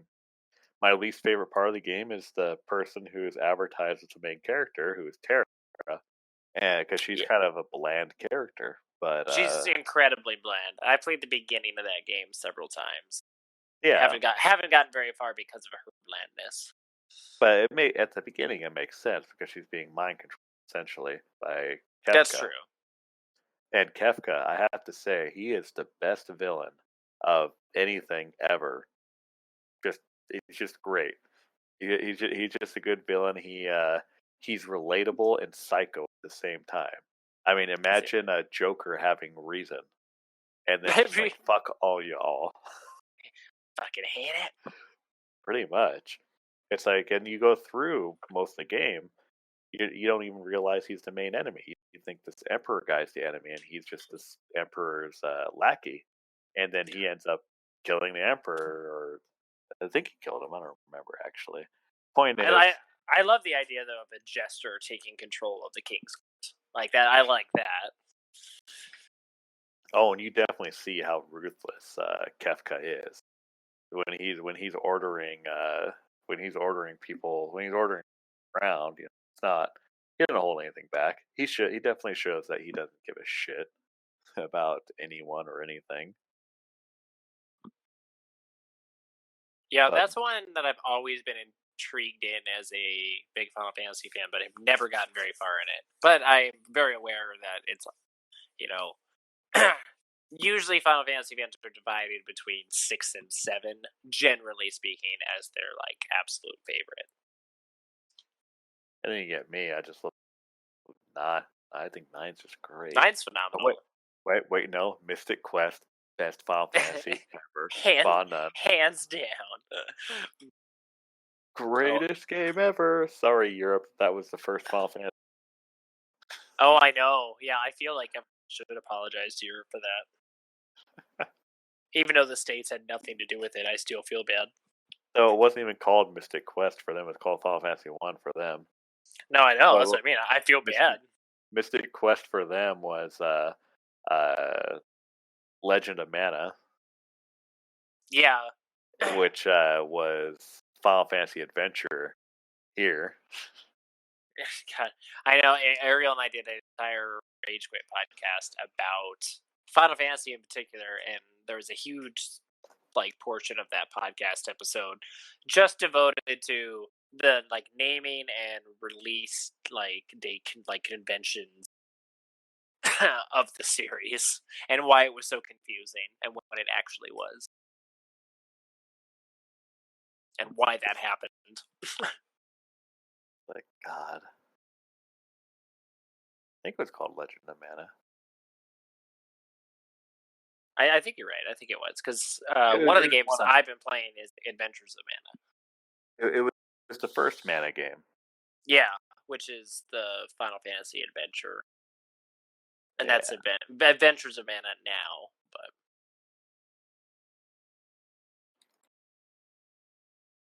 I'm actually gonna look here. yeah, and it's funny that Okay, you bring that up. so it was Adventures, not Legend. I think. I don't fucking remember. I don't remember all the. You know what? I'm gonna pull out the Super Nintendo game just to look, There you go. because Trials of Mana is the third. Is the third game. Yeah, and that just came out here. Right. I have the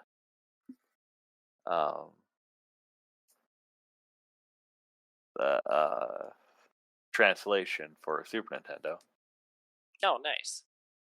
And as a shameless plug, listeners can go and watch the Trials of Mana demo, which I streamed on the ASInquisitor YouTube channel.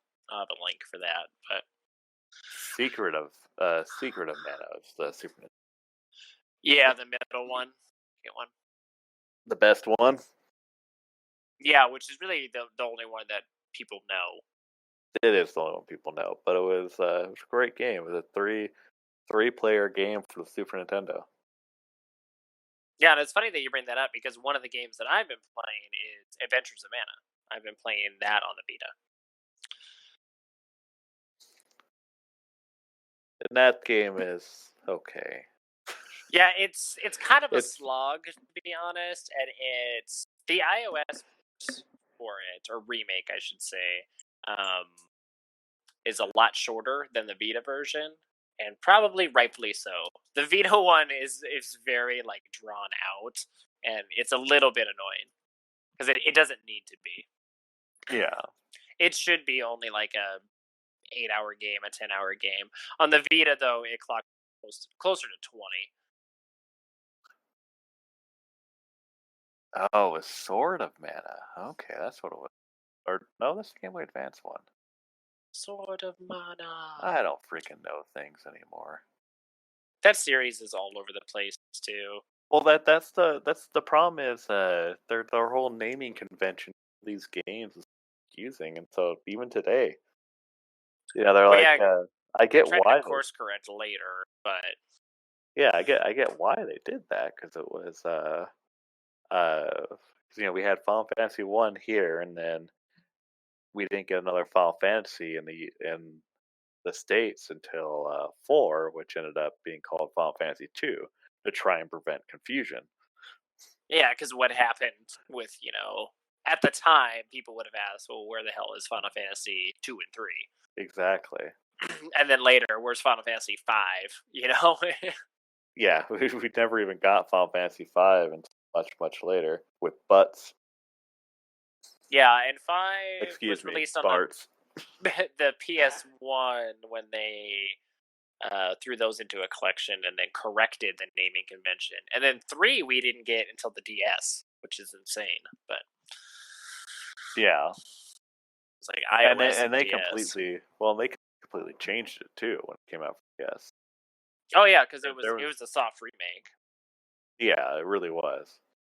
Because there wasn't really characters in 3. They kind of went back to the whole thing they did with Final Fantasy 1. And Yeah, so because it was just Onion Knight. Onion Knight was the main character.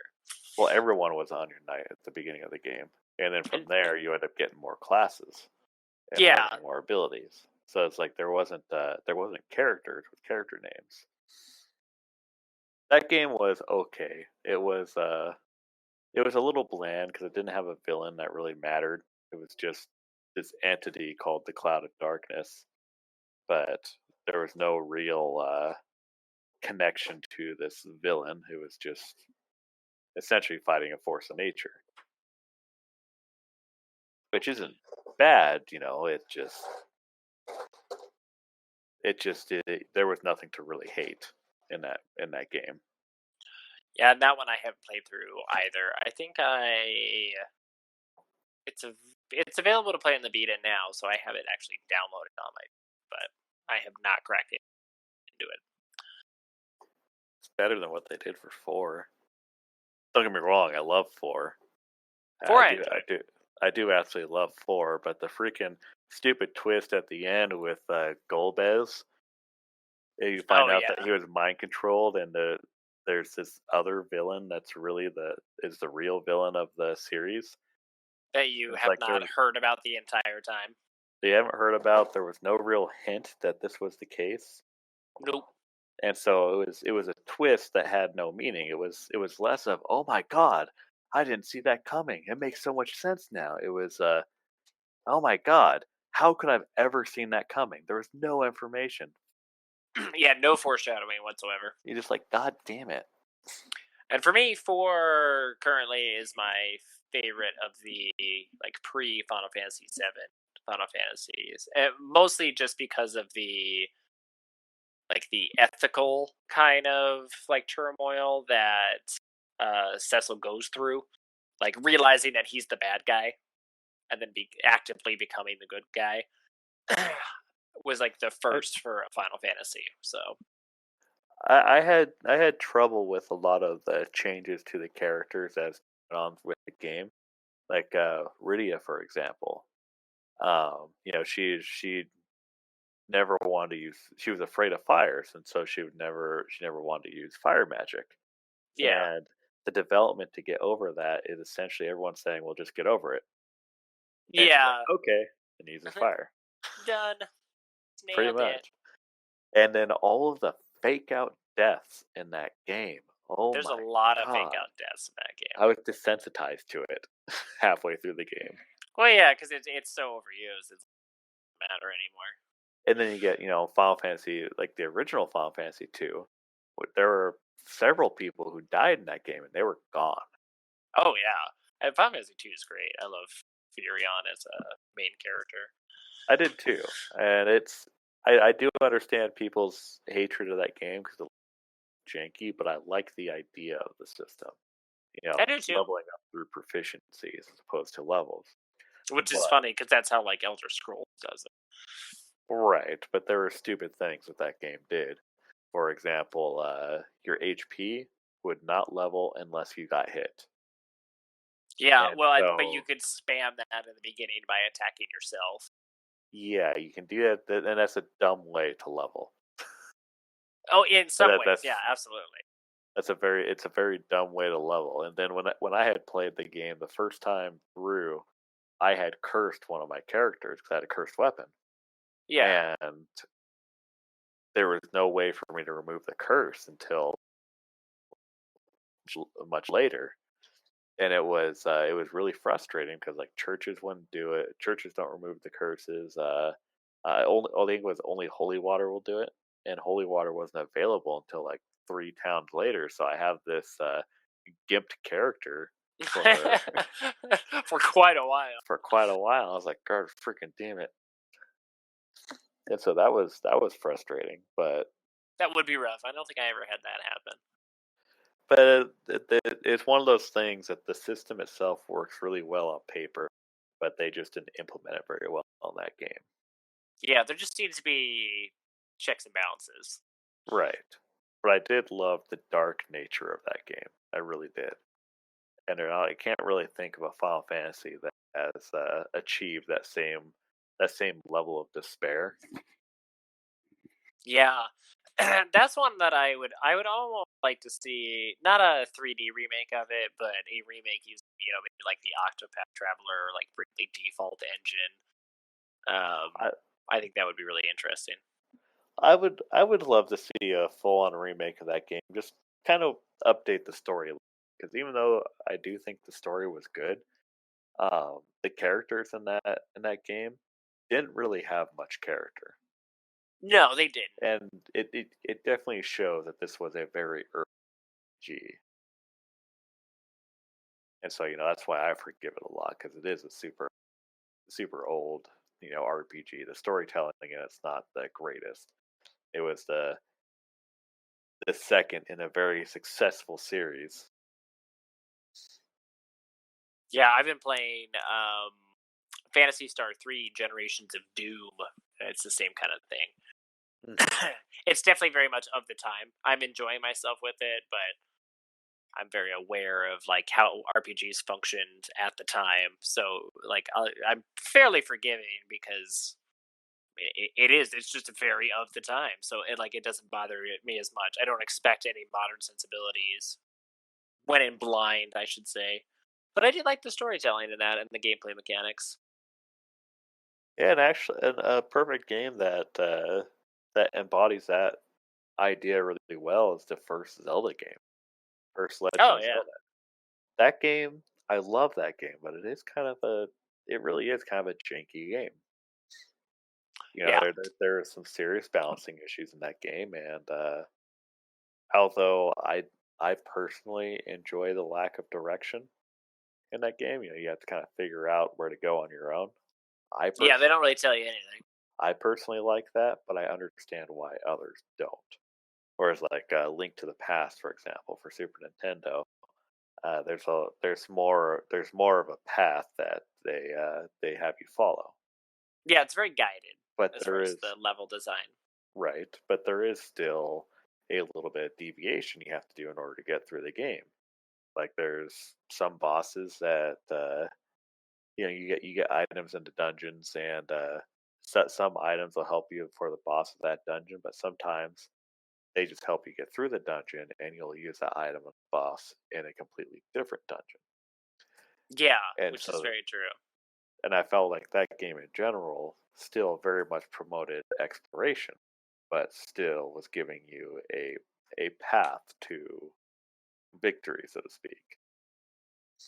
Yeah, and in Fantasy Star, I think a lot of people find it like if you missed out on that period of gaming or just didn't play games at that time, um, the directions are kind of obtuse. Like you have to talk to like NPCs, and they give you vague, like not necessarily instructions. Even it's like, oh, I heard there's a cyborg to the west, and that's all Right. you get. And like RPGs did that at the time, and so like diving into something like that I haven't played, but I've played others of its ilk. It's like, oh, okay, I need to go west then.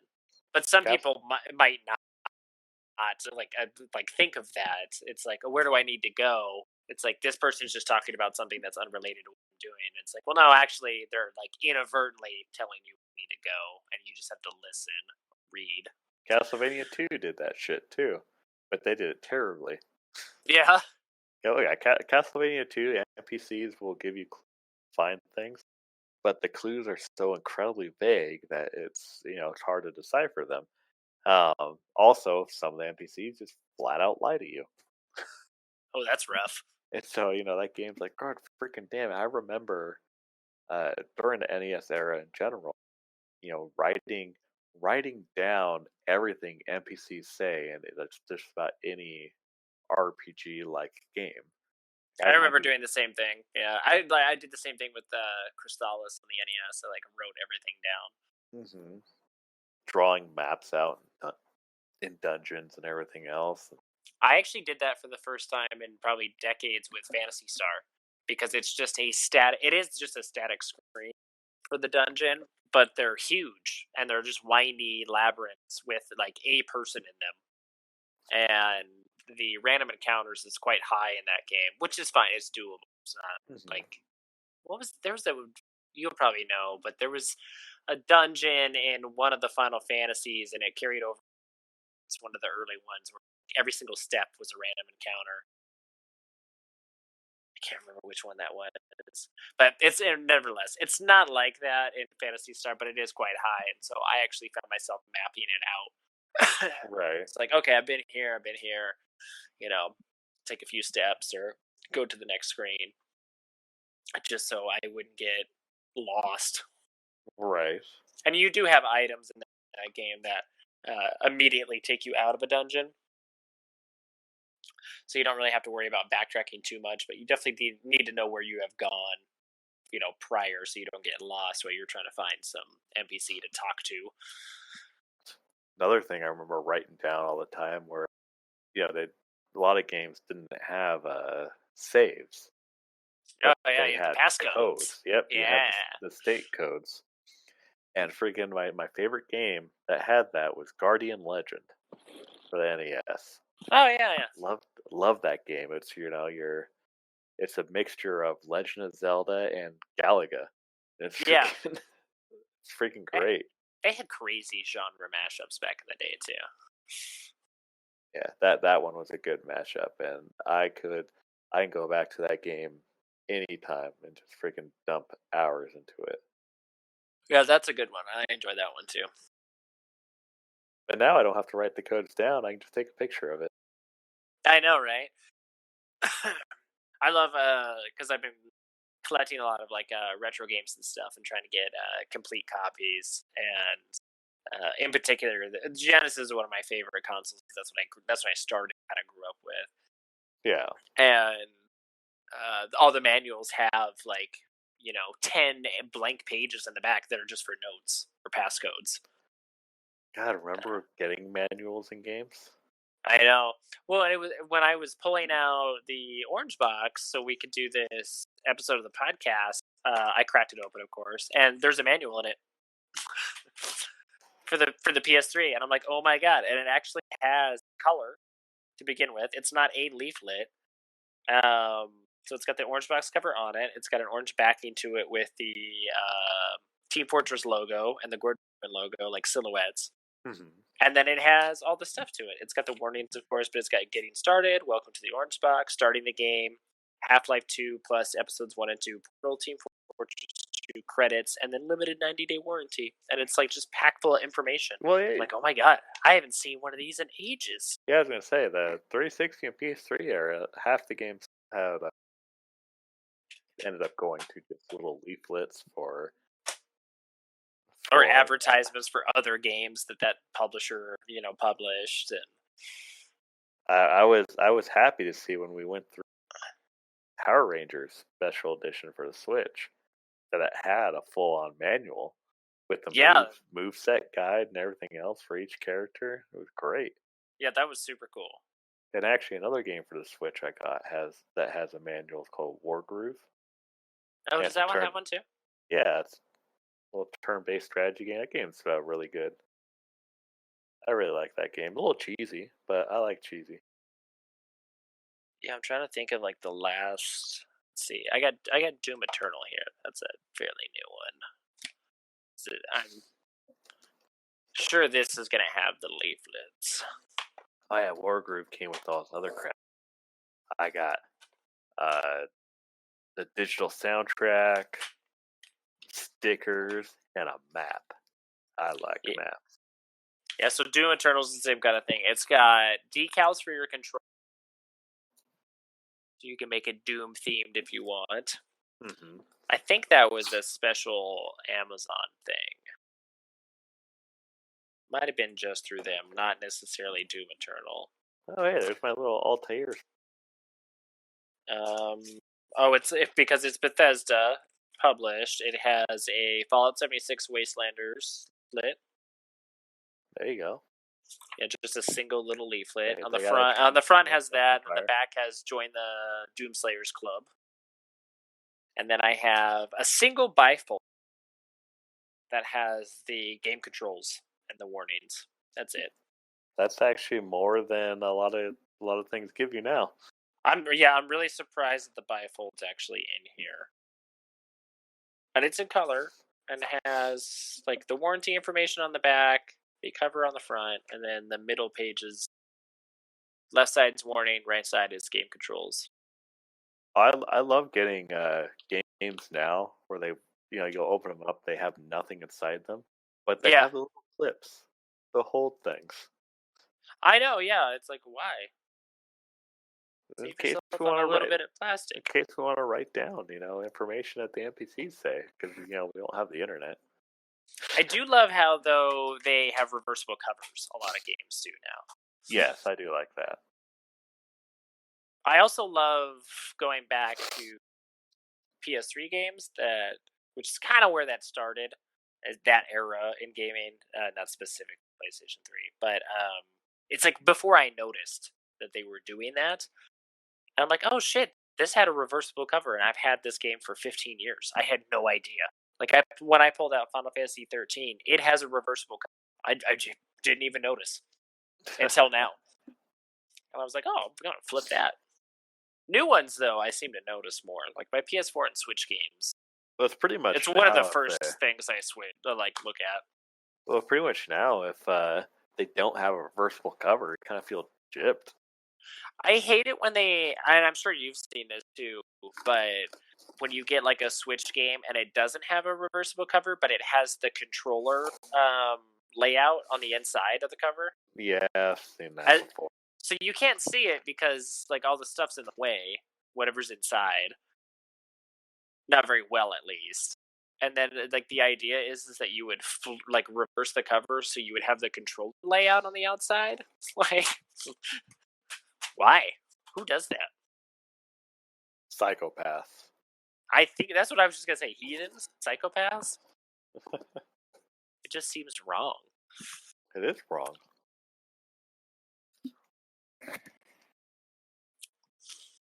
Yeah, I've been playing Adventures of Mana, like we talked about. I've been doing that on the Vita, I don't know, every few nights or so. I agree with your assessment. It's a little bland and boring. I'm like, about it. I want to finish it because I kind of want to work my way through to Secret of Mana, of course. Again, I played that one. And Trials of Mana, which I really did enjoy that demo. So I was like, I might as well get it. God, it's really like, it's just monochrome for like combat. There's like very little to do. The touchscreen controls are nifty, but it's kind of gimmicky.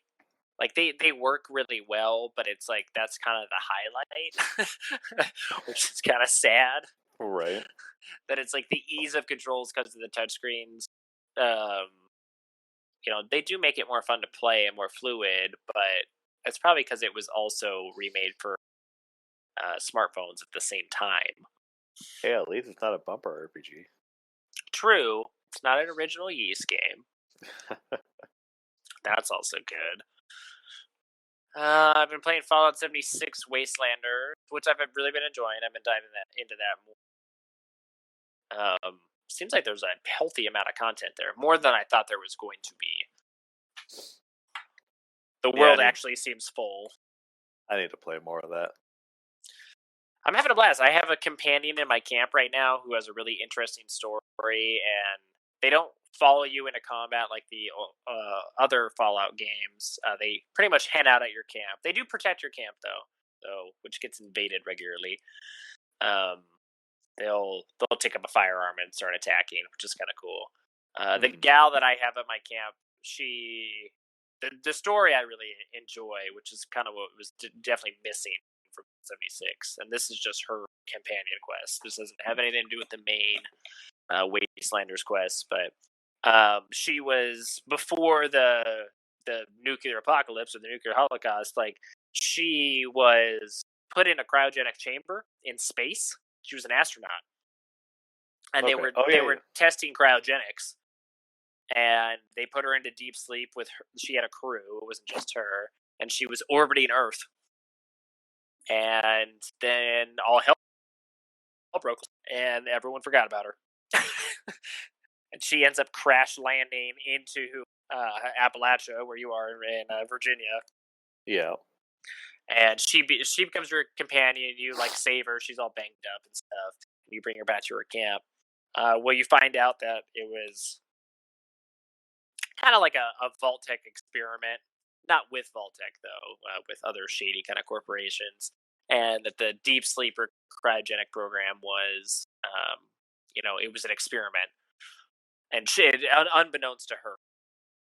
And so you have to kind of unravel this decades-old mystery about what they did to her.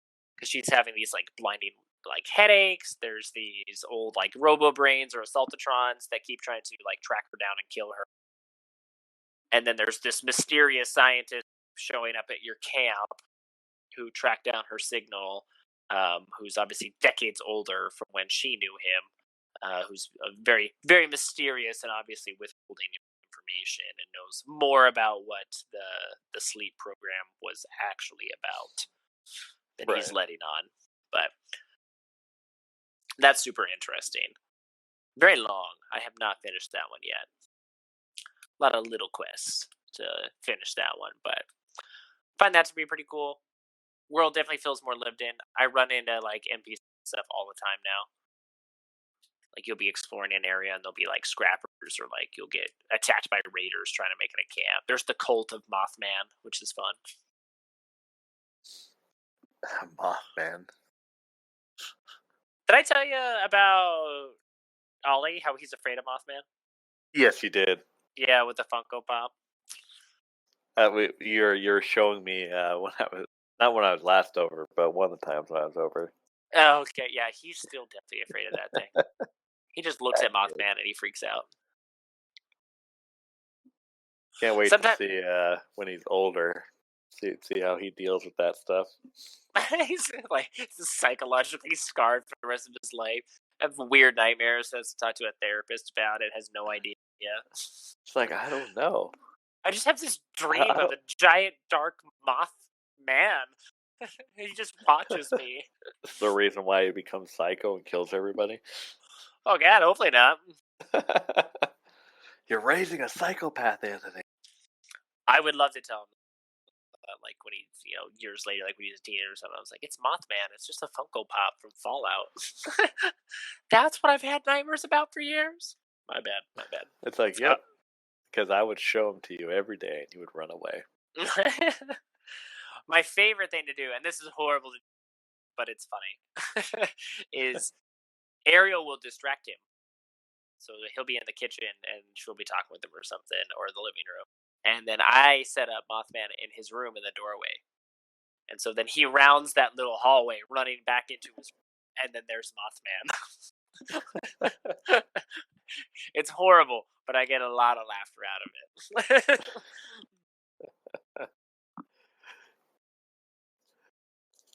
Yeah, you're gonna raise Michael. He's gonna murder everyone because moths got into his backpack or something. If that's all it took to make a psychopath, there would be far more psychopaths in the world. Well, that might be all it takes for him. It's all relative. It is all relative. You could raise. Well, six he is people he is a relative. Yeah, right. You could raise 6 people the exact same way, and they'll all turn out different. Good, but you talk about psychopaths per capita, then it kind of it evens back out. The odds are against it. Oh yeah, I'm sure your kid's not going to be a psychopath. All because of Mothman. Yeah, all because of Mothman. Yeah, I've been playing Wastelanders, really enjoying that. Always been a fan of that game. Final Fantasy 13, which we already kind of talked about. Final Fantasy 7 Remake, slowly but surely. which I really enjoy. Square Enix just came out with a tentative list of releases. Looks like we'll get part 2, which I'm sure will be delayed, but 2023. I doubt it hits that mark anyways, though. God, freaking the full game's not going to come out till like 50. Oh yeah, it's gonna be like a 15-year wait. It's gonna be ridiculous.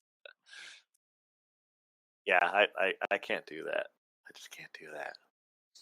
That's why I'm just playing it now. I'm like, 2023. Yeah, so 3 years from now we'll get the second part, and the first part only encapsulates the Midgar section, so Yeah. the intro of the game, which is very short in the original. I bet you what they may end up doing is, so the second part of the game will come out in 2023, but what they'll probably do is have DLC that expands the first game a little bit more, and then once they get to the full game in 2023, then they'll have the next part of the story from there. Probably, especially since for console players, it's going to be making a leap. Obviously, we're going to be in PS5 territory by the time 2023 rolls around. So,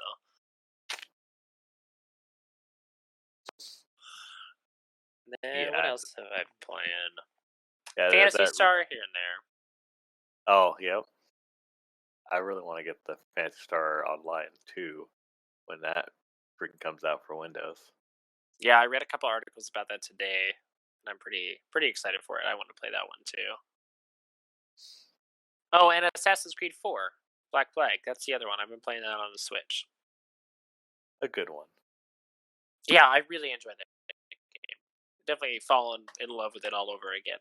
That one holds up incredibly well. And the Switch port is phenomenal. I haven't had any issues with it. And I shouldn't, but I kind of expected there to be some datedness to it, but not really. It's pretty much like the same complaints I had then, which were minor, as the same complaints I have now about it. There isn't anything added. Right.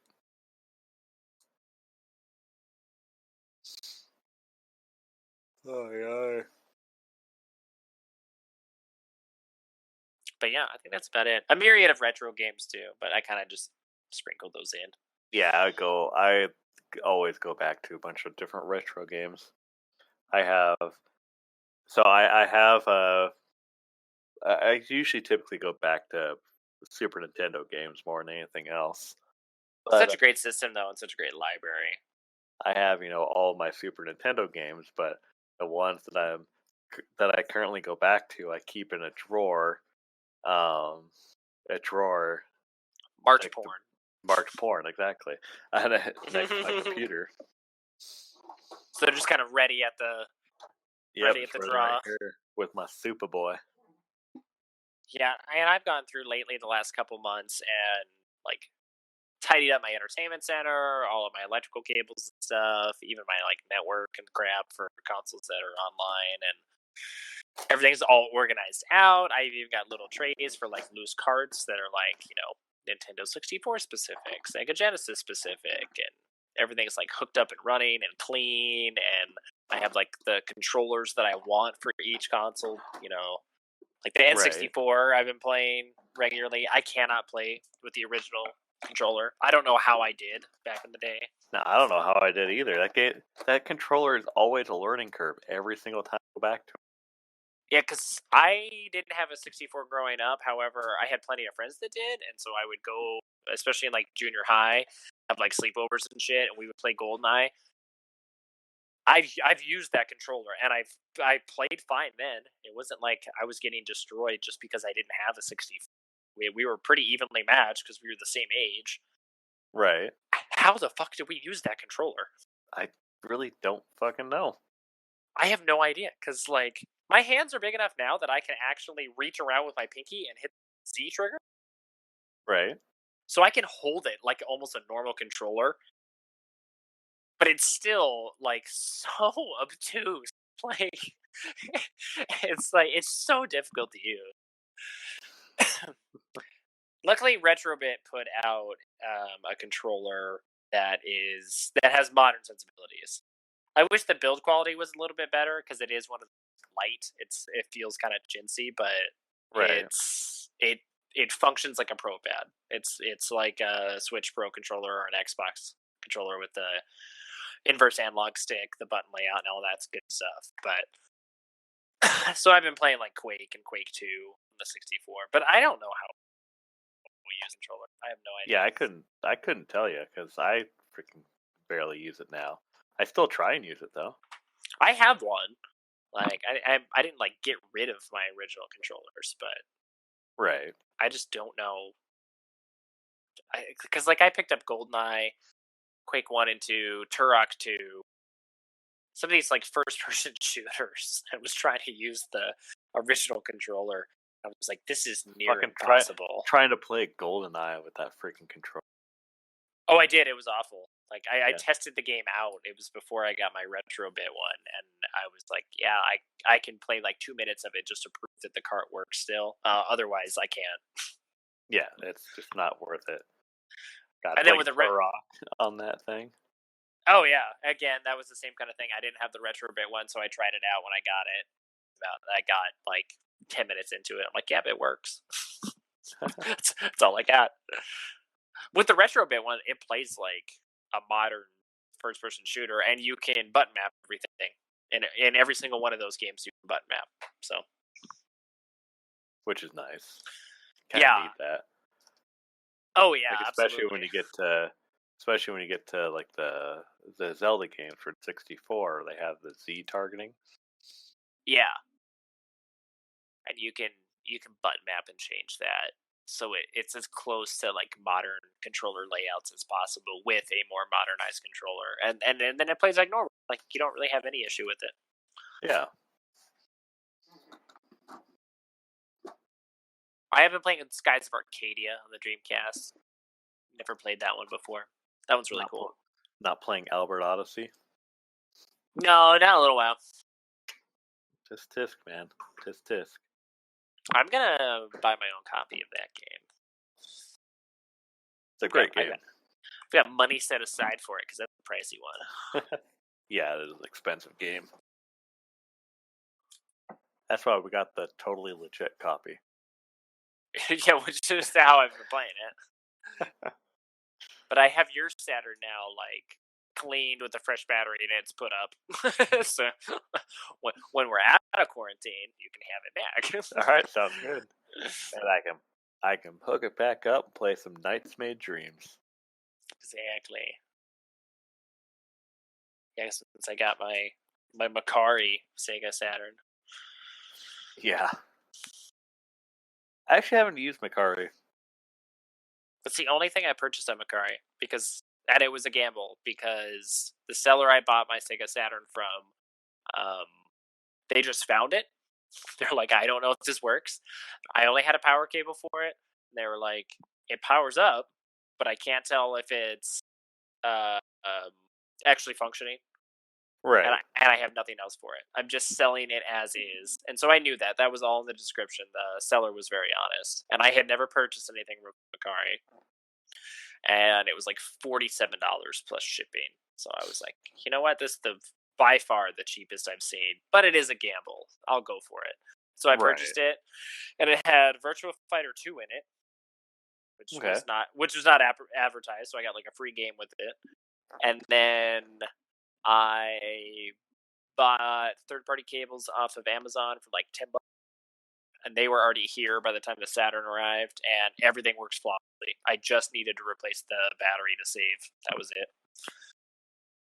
Which I had as well because I had just purchased batteries to replace the batteries in my VMUs for the Dreamcast. Nice. So it all worked out. Long story short, my one experience with Macari seemed to be fruitful.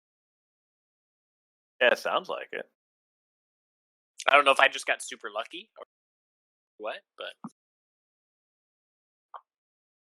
yeah, I'm kind of looking at Macari right now. It's like they do have good prices. Yeah, they have decent prices and a decent like variety of things. Like you can't find everything like you would be able to on say like eBay, but definitely more of a selection than say Etsy, which is more like crafty kind of stuff. But sometimes you can get video game things on there. Yeah.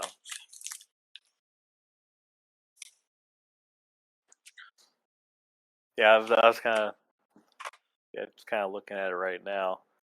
There's the Lotus Wars game for Dreamcast, which I absolutely love. On eBay, it's like, with the case and everything, shot up to $100 some odd. It's like $50 on Mercari. That's a good discount. Yeah.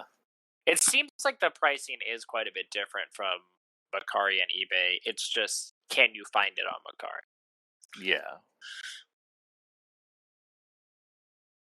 I'm actually gonna look right now, compare this pricing.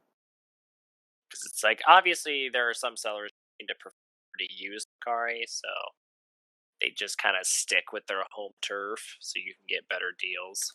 Right. No, it's not that much different now. I mean, still, like there's a couple that are 100, but it looks like it's averaging. Kind of going down a little bit from when you last looked. Yeah, it's still cheaper on Mercari, but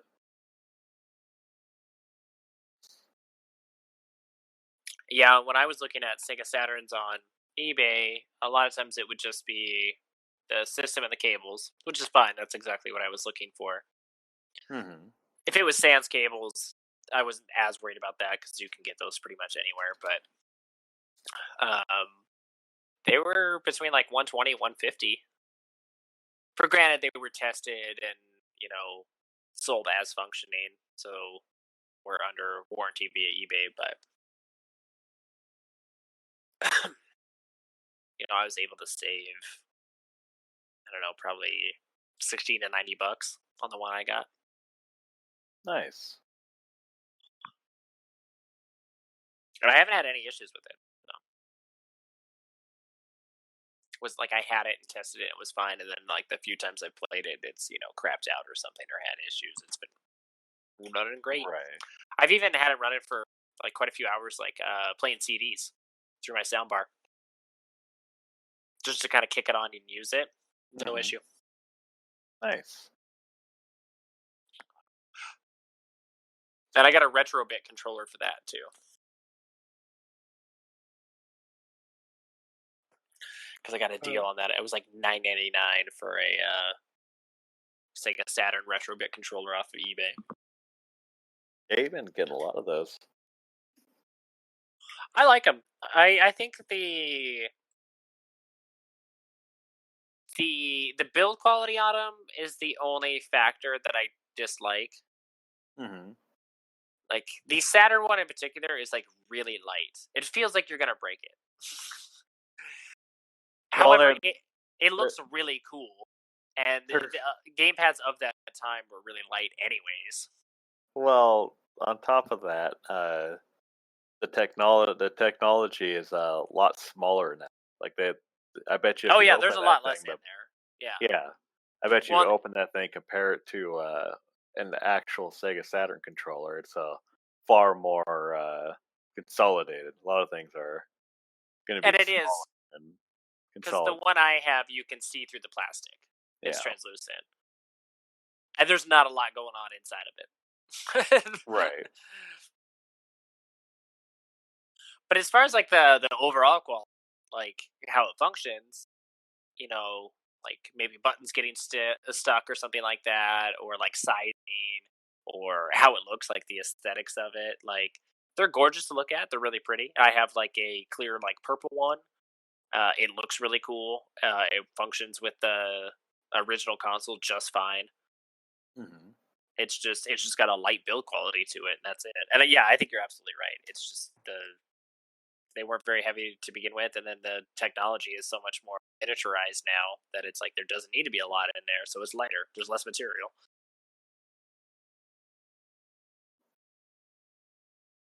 And it's funny how that works. I know. What are the odds? Kind of like calculators, you can now make them. You can now make them the size of a freaking flash drive if you really wanted to. You'll never have a calculator with you at all times.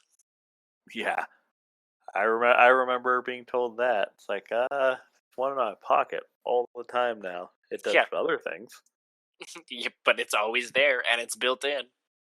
and I do use it all the time. Yeah, I use mine all the time too. I use my like timer and stuff too regularly. Yeah.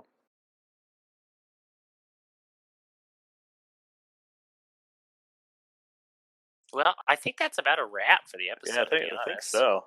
I think we've gone through. I think we've gone through as much as we can.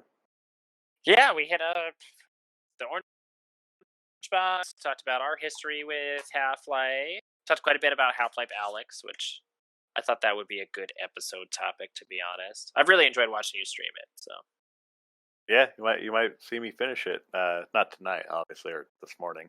Now at this point. yeah, it is late. It's like 1:40 in the morning while we're recording. Yeah, no problem there. And then yeah, we talked about Final Fantasy, MMOs, games that we're really playing. Probably have that as a reoccurring segment, I would imagine, in the podcast with whatever we're currently playing. Right. That could get pretty repetitive, I'm sure too. But I'd be like, oh, I'm still playing No Man's Sky. Well, if we have Fantasy 14. if we have something new, we can Yeah. throw it in the end. I play so many different games like regularly that I'll probably always have something to say. I do play plenty of dumb mobile games. I play some mobile games, to be honest. Yeah, I played Not a Brave ton, Exvius and that That War was a of good one. Visions, which is also Brave Exvius. Yeah, I played Brave Exvius, the Futurama game, Okay. and SimCity Build It. Play that one quite a bit. Oh, there was that Fallout one too. Oh, Fallout Shelter. Those are on Yeah. consoles now, so I just play those on console. I'm Play done with that game. I go through spurts where I will play it for like daily for a little bit for a couple months, and then I won't play it for months and months and months. That's how I am with Brave Exvius. That now right now I'm just gonna log on and get my special stuff and then log out. Yeah, and I'll do that too. I'll do like dailies and be done. I just go on there, spend Login $400, bonus. get off. You know, the usual. Just the Exactly. whale. Just be the whale. Fucking A. I'm sure people think I'm a whale now, but I've just been playing the game since I started. I've just got everything now. That's funny. I'm a total whale for Fallout 76. I was like, I've spent so much money on that game. I am a total whale for that game. It's all good. If you enjoy the game, freaking spend as much as you want on it. Oh, I do. I hate it. Social media where they're like, "Why do you spend money on this game?" And it's like, well, okay. First of all, not your money, so who cares? Right. Second of all, you're not playing it, so again, who cares? I enjoy it. I've never understood that because there's plenty of games that people support. Like, I would never play that, but as long as they're having fun, who cares? As long as they're not stealing credit cards to fund their habit, I don't give a shit. There's the whole MMO thing. You don't pay my sub. Oh, I know. Did you see? This would be a good note to close out on. Did you see? Oh, I don't know the streamer's name, but there's a clip floating around on social media of this female streamer where she goes off about how people should give her $5 for a sub and why. So, what was her reasoning? So it was really funny, and there was a lot of streamers that did parody videos where she goes on this tirade. So I'll set the scene. She's in front of her like webcam and stuff. She's not playing a game or anything. It's like just chatting stream, I'm assuming. Okay. And she's got like the fabric like canopy over the top of her. There's pillows and stuffed animals everywhere. It's very like petite gal, and it's a very like over the top kind of girly, which is fine. That part I don't really care about, but I'm setting the image though, so that's what you're seeing. I don't know, that image kind of sets her attitude for me too, and it really does, and that's one of the reasons that I brought it. And leave it up for interpretation, but that's how I took it as well. Right. Anyways, the clip like in question, she starts by saying that At most, a meal is only going to cost you $8. So you should be able to, if you're watching Twitch, you have a disposable income, so you should be able to, sub to her, at least 4 subs. $20 for a meal, that's nothing. Then she goes on this tirade about how $5 isn't anything, and if you're watching Twitch and you don't have money, that you're lazy and you're living your life right.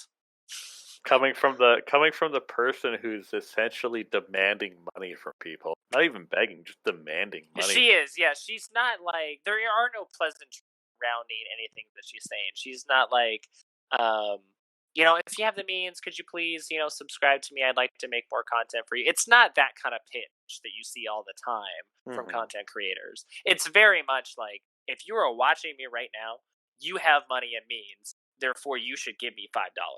You should at least give me a sub or not be here. Get out. Man, I wish I was on that stream. I would have trolled the shit out of her. Yeah, I'm really surprised that no one did, because she did have, it was either her Twitch stream chat or her Discord chat up overlaid on her screen. And she's going on this tirade, and then she has these really, in my opinion, obnoxious kind of mannerisms, and it comes across as very fake, because it probably is. It's like it's a show is what you're watching. Yeah. Where she'll go like, she'll do that tongue like click, and then like do a pregnant pause and kind of cock her head if she's reading the chat, and then she'll go off about how you should have $5 to sub to her, and if you don't have $5, then you're not working hard enough, or you shouldn't be on Twitch. Like, you shouldn't be able to pay for internet then. I would have been on there, but I have $5, but Oh yeah, nope. Well, and then there was a whole bunch of parodies of this, which were amazing. There were other streamers. There was this British gal who went on, was pretty much just like, you're a piece of shit if you don't have $5. What you need to do is, if you're eating, you need to stop eating.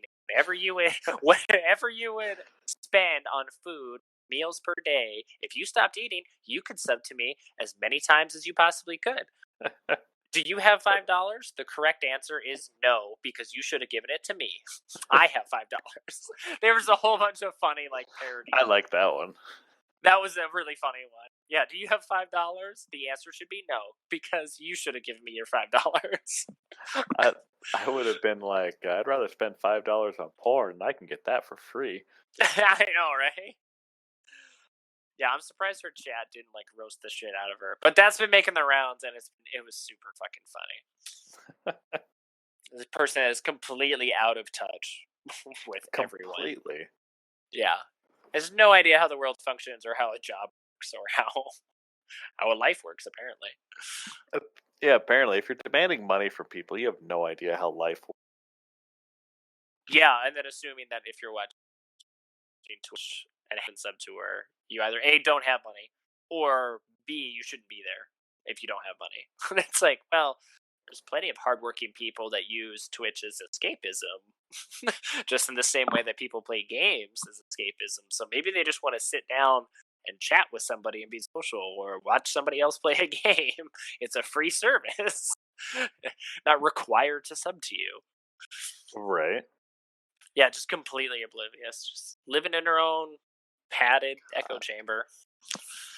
Well, she's not going to get any money from me, that's for sure. No, whoever posted the clip too made sure not to post her name or give her any kind of recognition, which I kind of appreciated. Yeah, that's not a bad idea. No, because even negative press can be good press, so that person could have inadvertently driven a ton of people away that were just curious at the craziness that everyone saw in that clip. God, I just can't believe people. I really just can't believe people. I mean, seriously, it's like, hey, give me money. It's like, why? Because you have it. Yeah. I'm not doing anything to merit your money, by the way. I'm not really creating content. I'm just sitting here with pillows screaming at you. Okay. I just think of Patton Oswalt when he's talking about a comedian parent being worse than a stripper parent. It's like a stripper goes on stage and shows you her tits and your pussy, and you give her money. As well you should. That is a warm, neighborly thing to do. I like how you have that like verbatim because that's exactly what he says. Yes, that's not me. That's all Patton Oswalt.